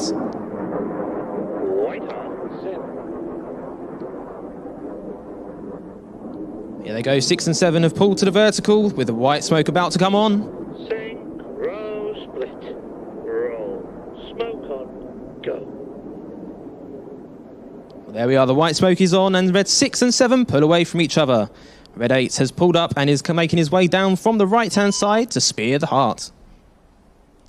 I'm sure it's no surprise to learn that the Heart is back into the show for the 2020 Red season. We also have a variation on this manoeuvre this year called the Rolling Heart, which is something we can fly with slightly lower cloud base, drawing a heart in the sky at a slightly oblique angle, but still having a great effect, and it's one to look forward to later in the season.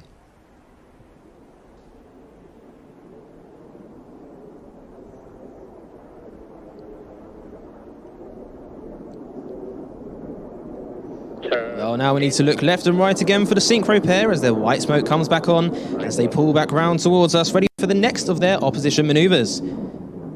As they make their way back down to 150 feet this time, their closing speed of more than 700 miles an hour. Red 6 on the right, rolling inverted. Red 7 on the left, the right way around. They're about to cross and switch in the vice versa. Threshold. Threshold.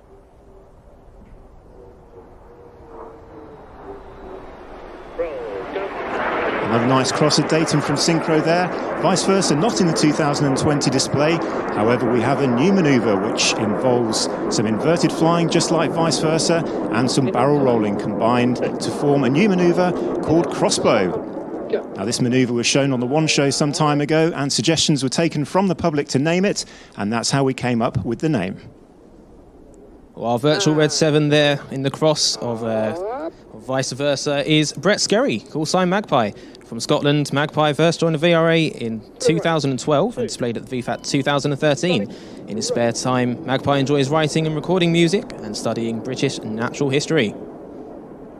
Well, now you see Red 1 twisting this formation back round towards us, ready for the vertical break.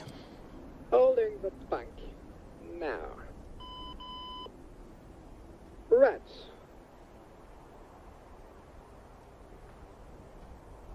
Break. Break. Go. It is staying full. 6. Another very familiar sight, the vertical break. Red 7 for the Reds this year is squadron leader Gregor Ogston. Gregor has formerly flown the Harrier and the Typhoon. He's instructed on the Hawk T2, and he'll be flying as Red 7 this year, Synchro 2. Well, here comes Red 6 and 7 making their way back in. The white smoke is on. Synchro for their next manoeuvre.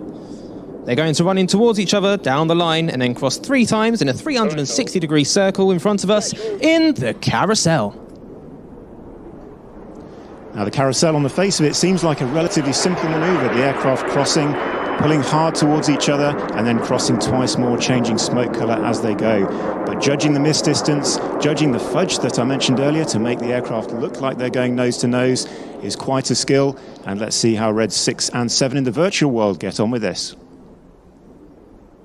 Well, a very nice cross there at the back, and you saw the smoke colours changing from red and blue and vice versa. Red 6 and 7 now pulling back round towards us to finish off this manoeuvre.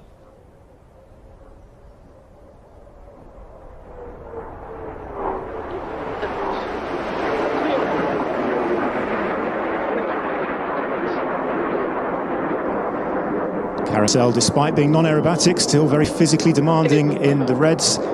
Aircraft pulling up to 7G, which with a helmet that weighs almost 1 kilo, that's adding 7 kilos to the weight of your head whilst looking over your shoulder, trying to judge that crossing angle. Well, now to the right, the white smoke is on. That's Red 1 pulling Enid up to the vertical, and they're going to perform a double roll snake-like shape in the sky in Python.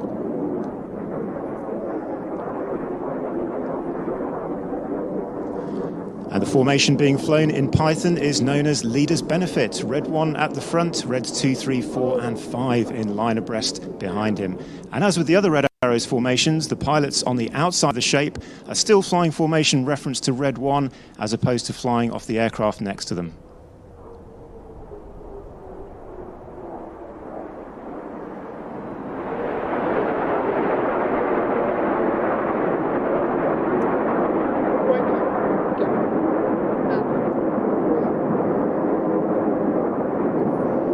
You can hear Red 1's very metronomic tone as he talks the aircraft through the manoeuvres. The pilot's reacting to his voice rather than his aircraft movement, making sure the formations remain straight and accurate. The smoke tanks we have on the real Hawk have 5 minutes of white smoke, 1 minute of red and 1 minute of blue.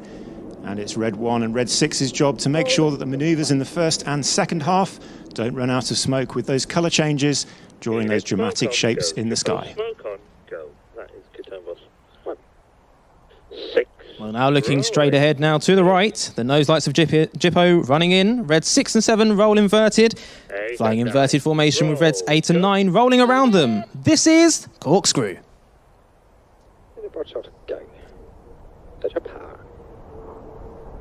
Corkscrew, another very dramatic manoeuvre in the second half. This year, we'll be flying mirror flat, a similar formation where Reds 6 and 7 fly inverted formation. Reds 8 and 9 will be underneath them the right way round, forming that symmetrical manoeuvre down the line. Complete calls Red 9 there, Reds 6 and 7 about to roll out with Reds 8 and 9 behind them, making way for Enid to come towards us.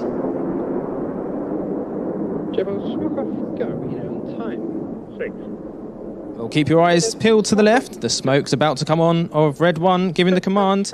And now watch as Reds 2 and 3 roll from the inside to the outside in the rollbacks. Clear. As each pair of aircraft complete the rollbacks, you'll hear the calls clear and go. Clear from the first aircraft, go from the second. And that's the indication that it's clear and safe for the next pair of aircraft to commence their rollbacks.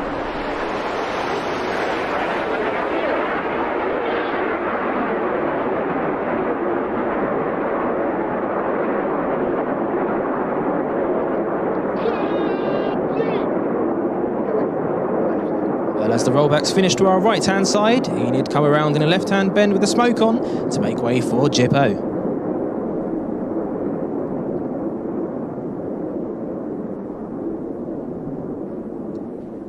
Now looking straight directly ahead of us now for the four nose lights of Jippo. The white smoke about to come on as they fly straight towards us. You'll see Reds 8 and 9 roll around the synchro pair, with Reds 6 and 7 performing their own rolls, ready for the Jippo break.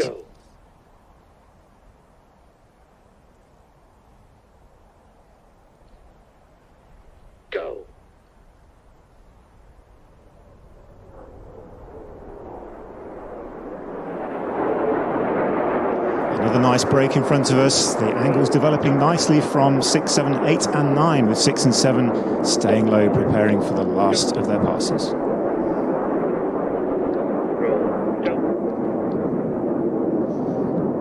Well, Red 6 and 7 now pulling back round towards us, the white smoke on. The jets coming back down to 100 feet. Again, a closing speed of over 700 miles an hour.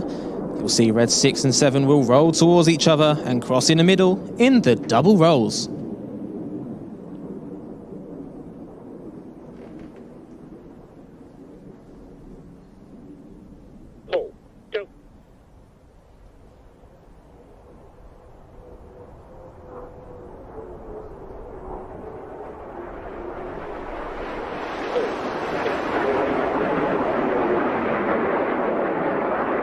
Another nice pass from the synchro pair there. The smoke colour changing, forming a red and blue half of the manoeuvre.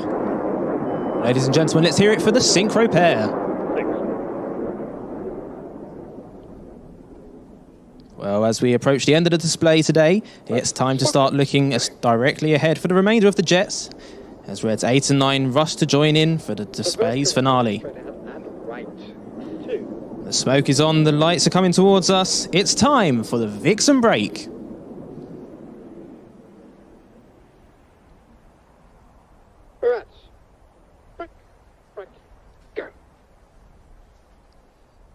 You've been watching the virtual aerobatic team, the Virtual Red Arrows! And another nice develop there in the Vixen break, the colours standing out nicely against the virtual sky. Wow. So Ben and the Virtual Red Arrows, that was absolutely fantastic. Thank you very much for taking the time to describe that to us. Adam, how would that stand the debrief? So overall, that was an extremely impressive display. From what Ben was saying earlier, it sounds like the training and the way the team debrief and focus on areas that could be improved is exactly the same way as we do business. And to put on a show like that is very impressive indeed. There are clearly differences between how the virtual team and we do it, but I can see there's areas where it would be more difficult as well. So although we're dealing with the physical aspects of being in the cockpit, pulling G, and the actual physical aspects of flying, as well as tolerating and withstanding that, you actually then get feedback from the aircraft, which you're not going to get from a simulator in many ways. So very impressive that they can put on a show like that, especially some of the crosses at Synchro and the fudges, as I described, working out nicely. Yeah, absolutely. And the ethos that you train to is just the same as military aviators. We learn through our mistakes, and unless you make a mistake, you're not going to get better the next time because you don't know where to take it forward. Thank you very much for that. We stay on the Red Arrows theme, and with a slight change to the programme, we are now joined, instead of by Ben Ireland, we're joined by Red 7, Squadron Leader Grigor Ogston. Grigor, thank you for taking the time to join us. It looks like you're in your living room. I can see the door behind you. Welcome to Virtual Air Tattoo. How are you doing? Very well, thank you for having me. Yeah, joining you from home in Lincolnshire, and just enjoying watching the Virtual Red Arrows display. It brought back a lot of memories from last year and a very, very tidy performance, as Adam has just said. Yeah, absolutely. Thanks again for coming along. We have had hundreds of questions. We're trying our best to sift out the best ones. Those that we can't go to today, we'll probably carry forward to tomorrow. So a question for you. This is from Natalie on Twitter. What is the hardest thing about being in the synchro pair? I think the hardest thing in the synchro pair is putting the absolute polish on the display. And for me, that's making the fudge that Adam's already spoken about. So I tip my cap to the Virtual Red Arrows team. They did a great job of it there, making sure all those maneuvers ended right in the middle of the crowd, right at Dayton. with those jets looking like they're in exactly the same bit of sky. And that's extremely challenging to do. It takes months and months of practice and to get that right and consistently get that right. So that is definitely the hardest bit of the job as synchro, and those guys demonstrated it very well there. Yeah, absolutely. It was bang on crowd centre every single time. Hopefully that would have happened irrespective of what wind you programmed in, but I'm guessing you had zero wind, light and variable maybe at worst. Okay, another question then from Alan on YouTube. Given that you flew the Harrier and the Typhoon before coming to the Red Arrows, was it difficult stepping back into a previous generation analogue aircraft? It does bring its challenges, definitely, stepping back from something like a Typhoon, one of the most modern combat fighters on the planet, to then go back into something like the Hawk T1, which was designed in the 1970s and introduced into service in the early 1980s. My tour before joining the Reds was actually on the Hawk T2, so it's newer variant, which the Air Force uses as an advanced trainer now for our fast jet pilots. So I was fairly familiar and comfortable with flying the Hawk again, albeit one that had a lot more technology in the cockpit. That said, quickly came back to me, having flown the T1 as a trainee in 2008 and 2009. Thankfully, I managed to drag out the knowledge that was in there from about a decade previous, put that back into good practice. And I have to say, one of the beautiful things about flying the Hawk T1 is its simplicity. So yes, it's maybe not technologically advanced compared with modern fighters, but it is still a beautiful jet to fly. Very beautiful, very nice handling aircraft, very responsive. And that's really what we love about it on the team. Its simplicity allows us to concentrate on the difficult bits of the job, the formation aerobatics and those low high-speed passes. Yeah, absolutely. And of course, it continues to showcase the best that British aviation has, not just its pilots and engineers, but also, of course, the aircraft, which is still in production in the UK, still, albeit with a slightly different mark. And a final question for you. This is from Karen on Twitter. Having seen what you have of the virtual Red Arrows, do you think combat simulators such as DCS can replace real simulators for basic training of young aviators in the Royal Air Force? I think on the point of replacing live flying with synthetic flying, that's something we do a lot in the Air Force at the moment in terms of utilising technology, trying to be a cutting-edge Air Force, taking advantage of those gains in computer generation and simulation and how that's improved over the last few decades. So a large part of our training is conducted synthetically now. I think there's always going to be that little bit of live flying that has to be done, the physical demands of being in a fast jet, pulling something like, in a Typhoon 9G, flying at supersonic speeds, dealing with weather, real world environment injects such as air traffic control, all those things are quite hard to replicate in the synthetic environment. So both have a place, definitely. More and more synthetics as they improve are becoming a part of what we do. I think in terms of the virtual Red Arrows, having watched them up close last year when they came up to RAF Scampton, I sat next to Steve, who's flying his virtual Red 8 this year. He was flying Red 4 last year in my position. And I was staggered at how realistic their simulation is. Even down to, he won't mind me saying this, I'm sure, but the bits he was finding tricky in some of the maneuvers were almost identical to what I was finding in the real environment in the jet. So we were actually able to talk almost on a par about different techniques that I was using to try and overcome those difficulties that he was having. It was really impressive to see, actually. I was kind of blown away, I have to be honest, at just how accurate their simulation was and how accurately they replicate our displays. So great to see what they're doing, and definitely in our training in the military and what we train for operationally, synthetics are a big part of what we do now. Gregor, thank you very much. That absolutely nailed that question. And thank you for everybody that has taken time to write in and ask the questions. Now, ordinarily at an air show somewhere in the country, as soon as the Red Arrows have been on, a lot of people will inevitably make their way to the car park. We don't want you doing that now. We have plenty more good stuff for you to hang around for until we close this first virtual air tattoo off at just after 3 o'clock. But I'd like to say thank you very, very much for, first of all, Red 10, Squadron Leader Adam Collins, Virtual Red 10, Ben Arrowsmith, Squadron Leader Greg Ogston, Red 7, for taking the time to talk to us today, of course, and displaying for us today. Guys, we look forward to seeing you again soon. In the meantime, stay safe and thank you. Well, as well as flight simulation, there is, of course, a huge variety of online gaming available out there, and we've been assisted in the production of this first Virtual Air Tattoo by a team from the Royal Air Force. Many of its members are also part of the RAF eSports Association, and let's go over to them now for an insight into eSports.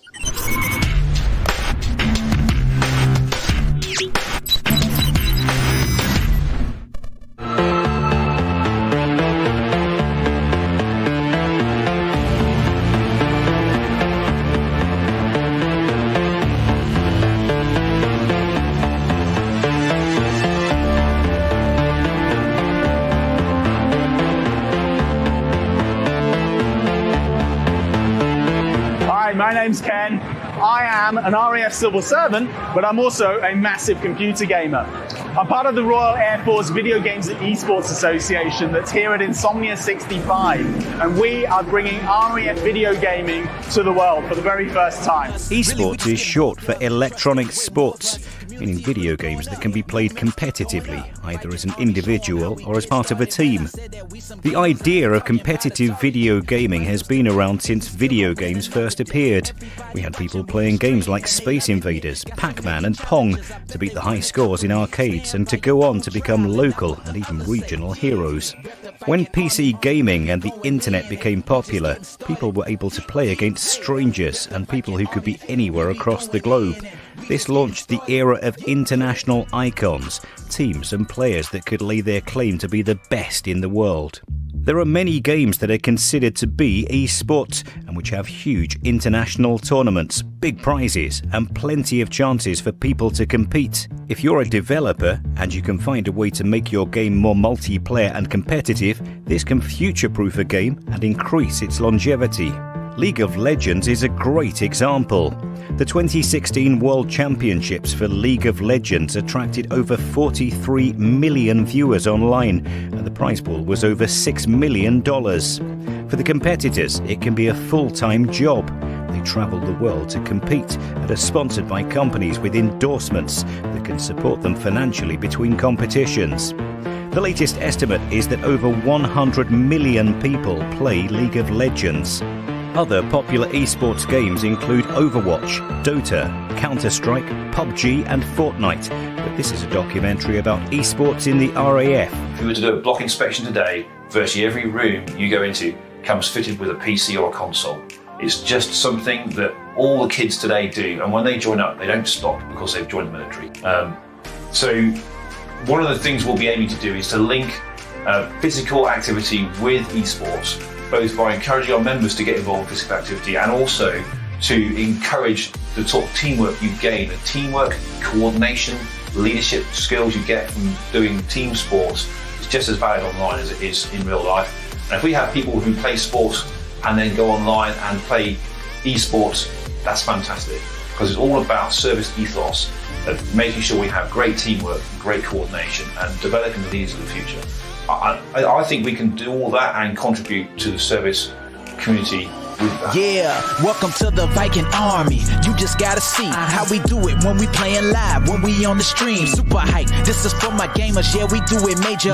Esports, repping for my content creators, yeah. So dope and exciting, you ain't seen nothing like him. Say bro, you won't ever wanna go toe to toe with a Viking. Competition, you been warned. Vikings, you know what's up, really ain't no competition. So I think you should join us. Really,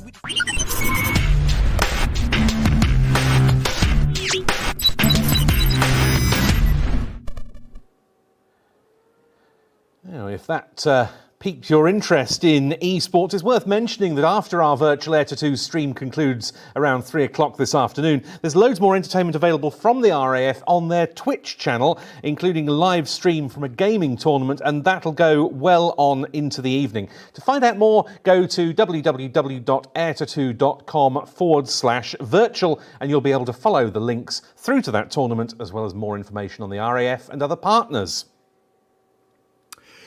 So, virtual reality technology, that was talking about the generation of young airmen and airwomen that are in the Royal Air Force now, age 17, 18, 19, and maybe into their 20s, and how all of them have a PC in the corner of the room and they're all gamers. But if you go down one generation, a half generation, to the Royal Air Force Air Cadets, it's equally important for that organisation of the demographic of those from age 13 to age 18 as well.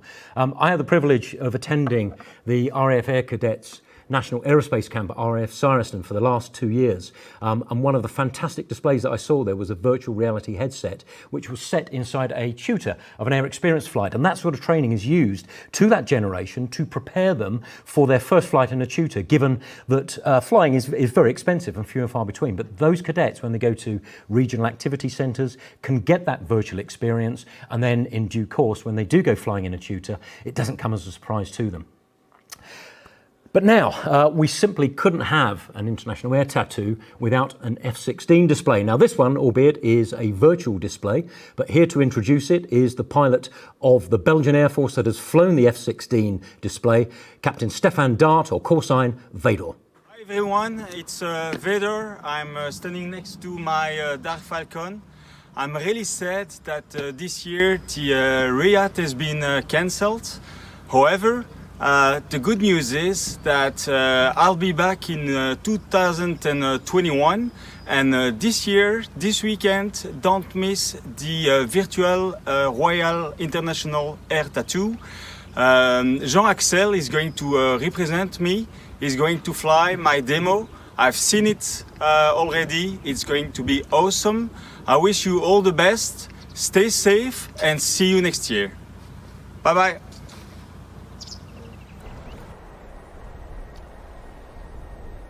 They're taking to the virtual Fairford runway the unmistakable shape of the F-16AM Fighting Falcon, specifically the Dark Falcon, as flown by Vador the last time we saw him at the Air Tattoo here in 2019, and it's on the roll.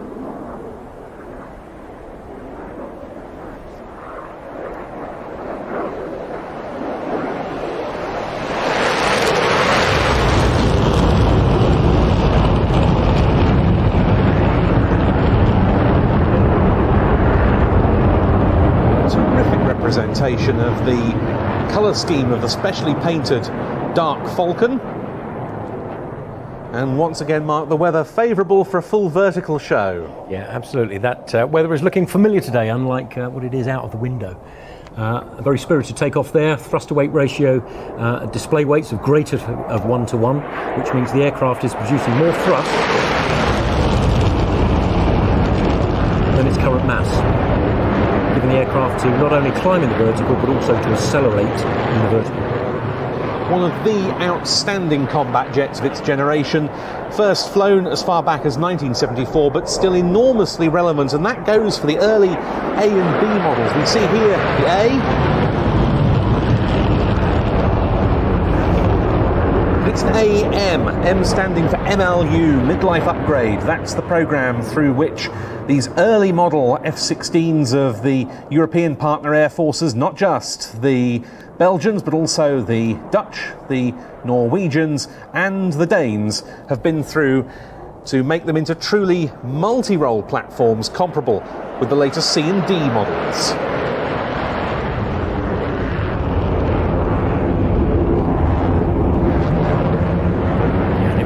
Modernise this aircraft. I remember flying against Belgian F-16s in the late 80s, and at that time the aircraft was only equipped with a pulse radar, which meant that it couldn't look down, shoot down, and a gun and sidewinders.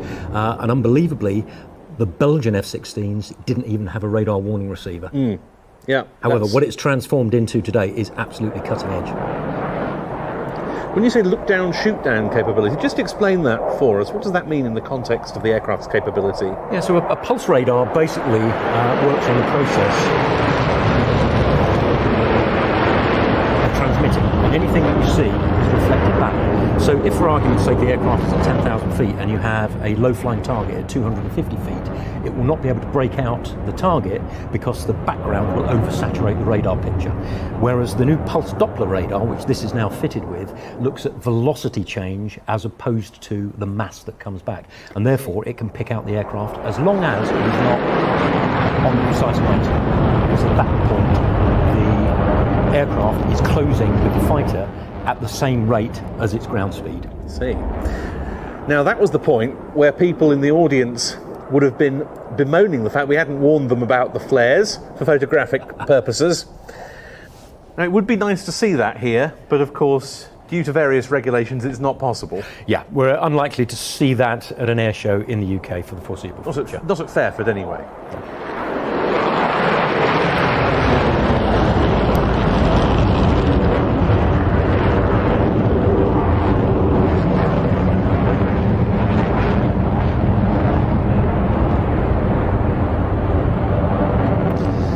The F-16, now a Lockheed Martin product. They, of course, one of our principal sponsors, and the aircraft has remained in production. The 4,500th F-16 was delivered by Lockheed Martin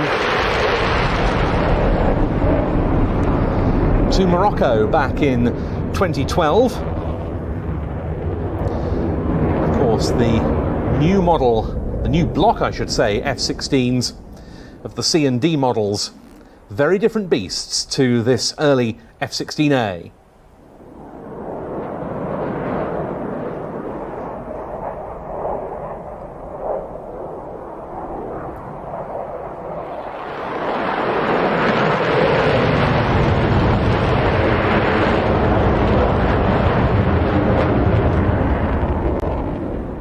Fantastic part of the display there.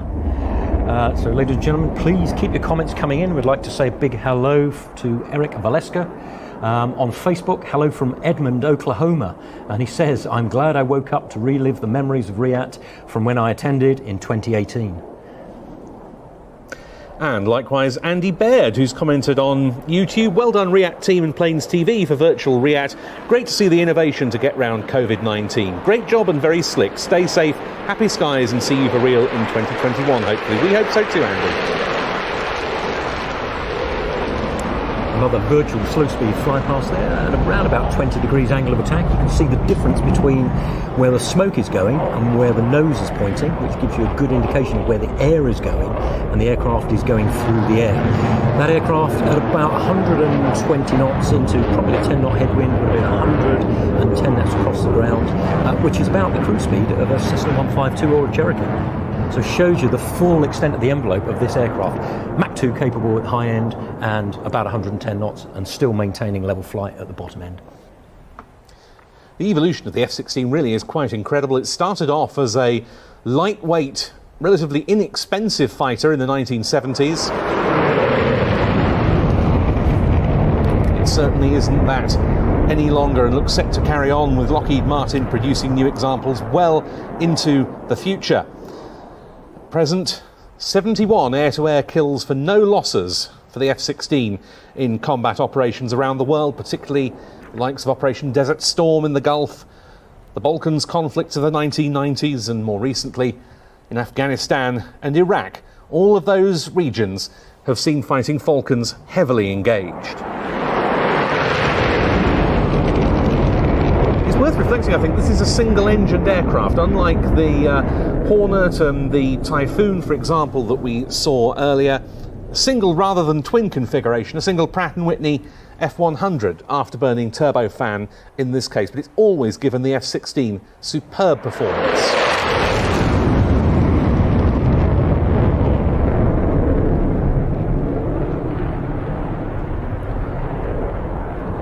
Air forces have had to slim down quite a lot since the end of the Cold War, period during which they had enormous fleets of combat aircraft. Belgium and the Netherlands no exception, and so it is that the Belgians and the Dutch share quick reaction alert air defence duties for the Benelux countries these days. And a beautiful memory of RIAT past there with the F-16 spiralling down out of the blue, firing flares as it goes.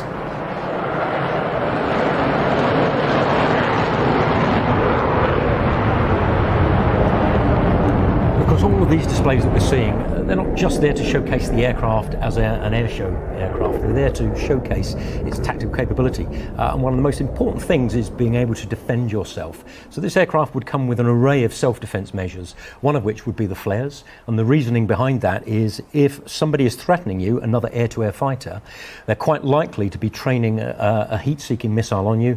The heat source that it locks onto is the hot gas that comes out of the back of the aircraft, around about 650 degrees centigrade.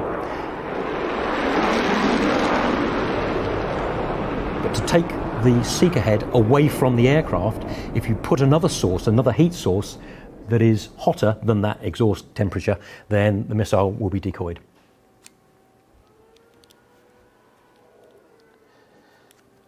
Well, wasn't that a fantastic sight and sound? And our thanks to DCS and Virtual Air Shows for their support of the Virtual Air Tattoo this weekend. And we look forward to seeing Vader and the Dark Falcon back here in 2021, because he's going to be carrying on as the Belgian F-16 demo pilot into next year. Tickets for that show already on sale. You can find out more information and purchase them by going to airtattoo.com. Now, we had the Dark Falcon there, Manners. What has been over the years your favourite of all the many specially coloured F-16s we've had at the show? And we have seen many of them. I think for me, it is the Solo Turk.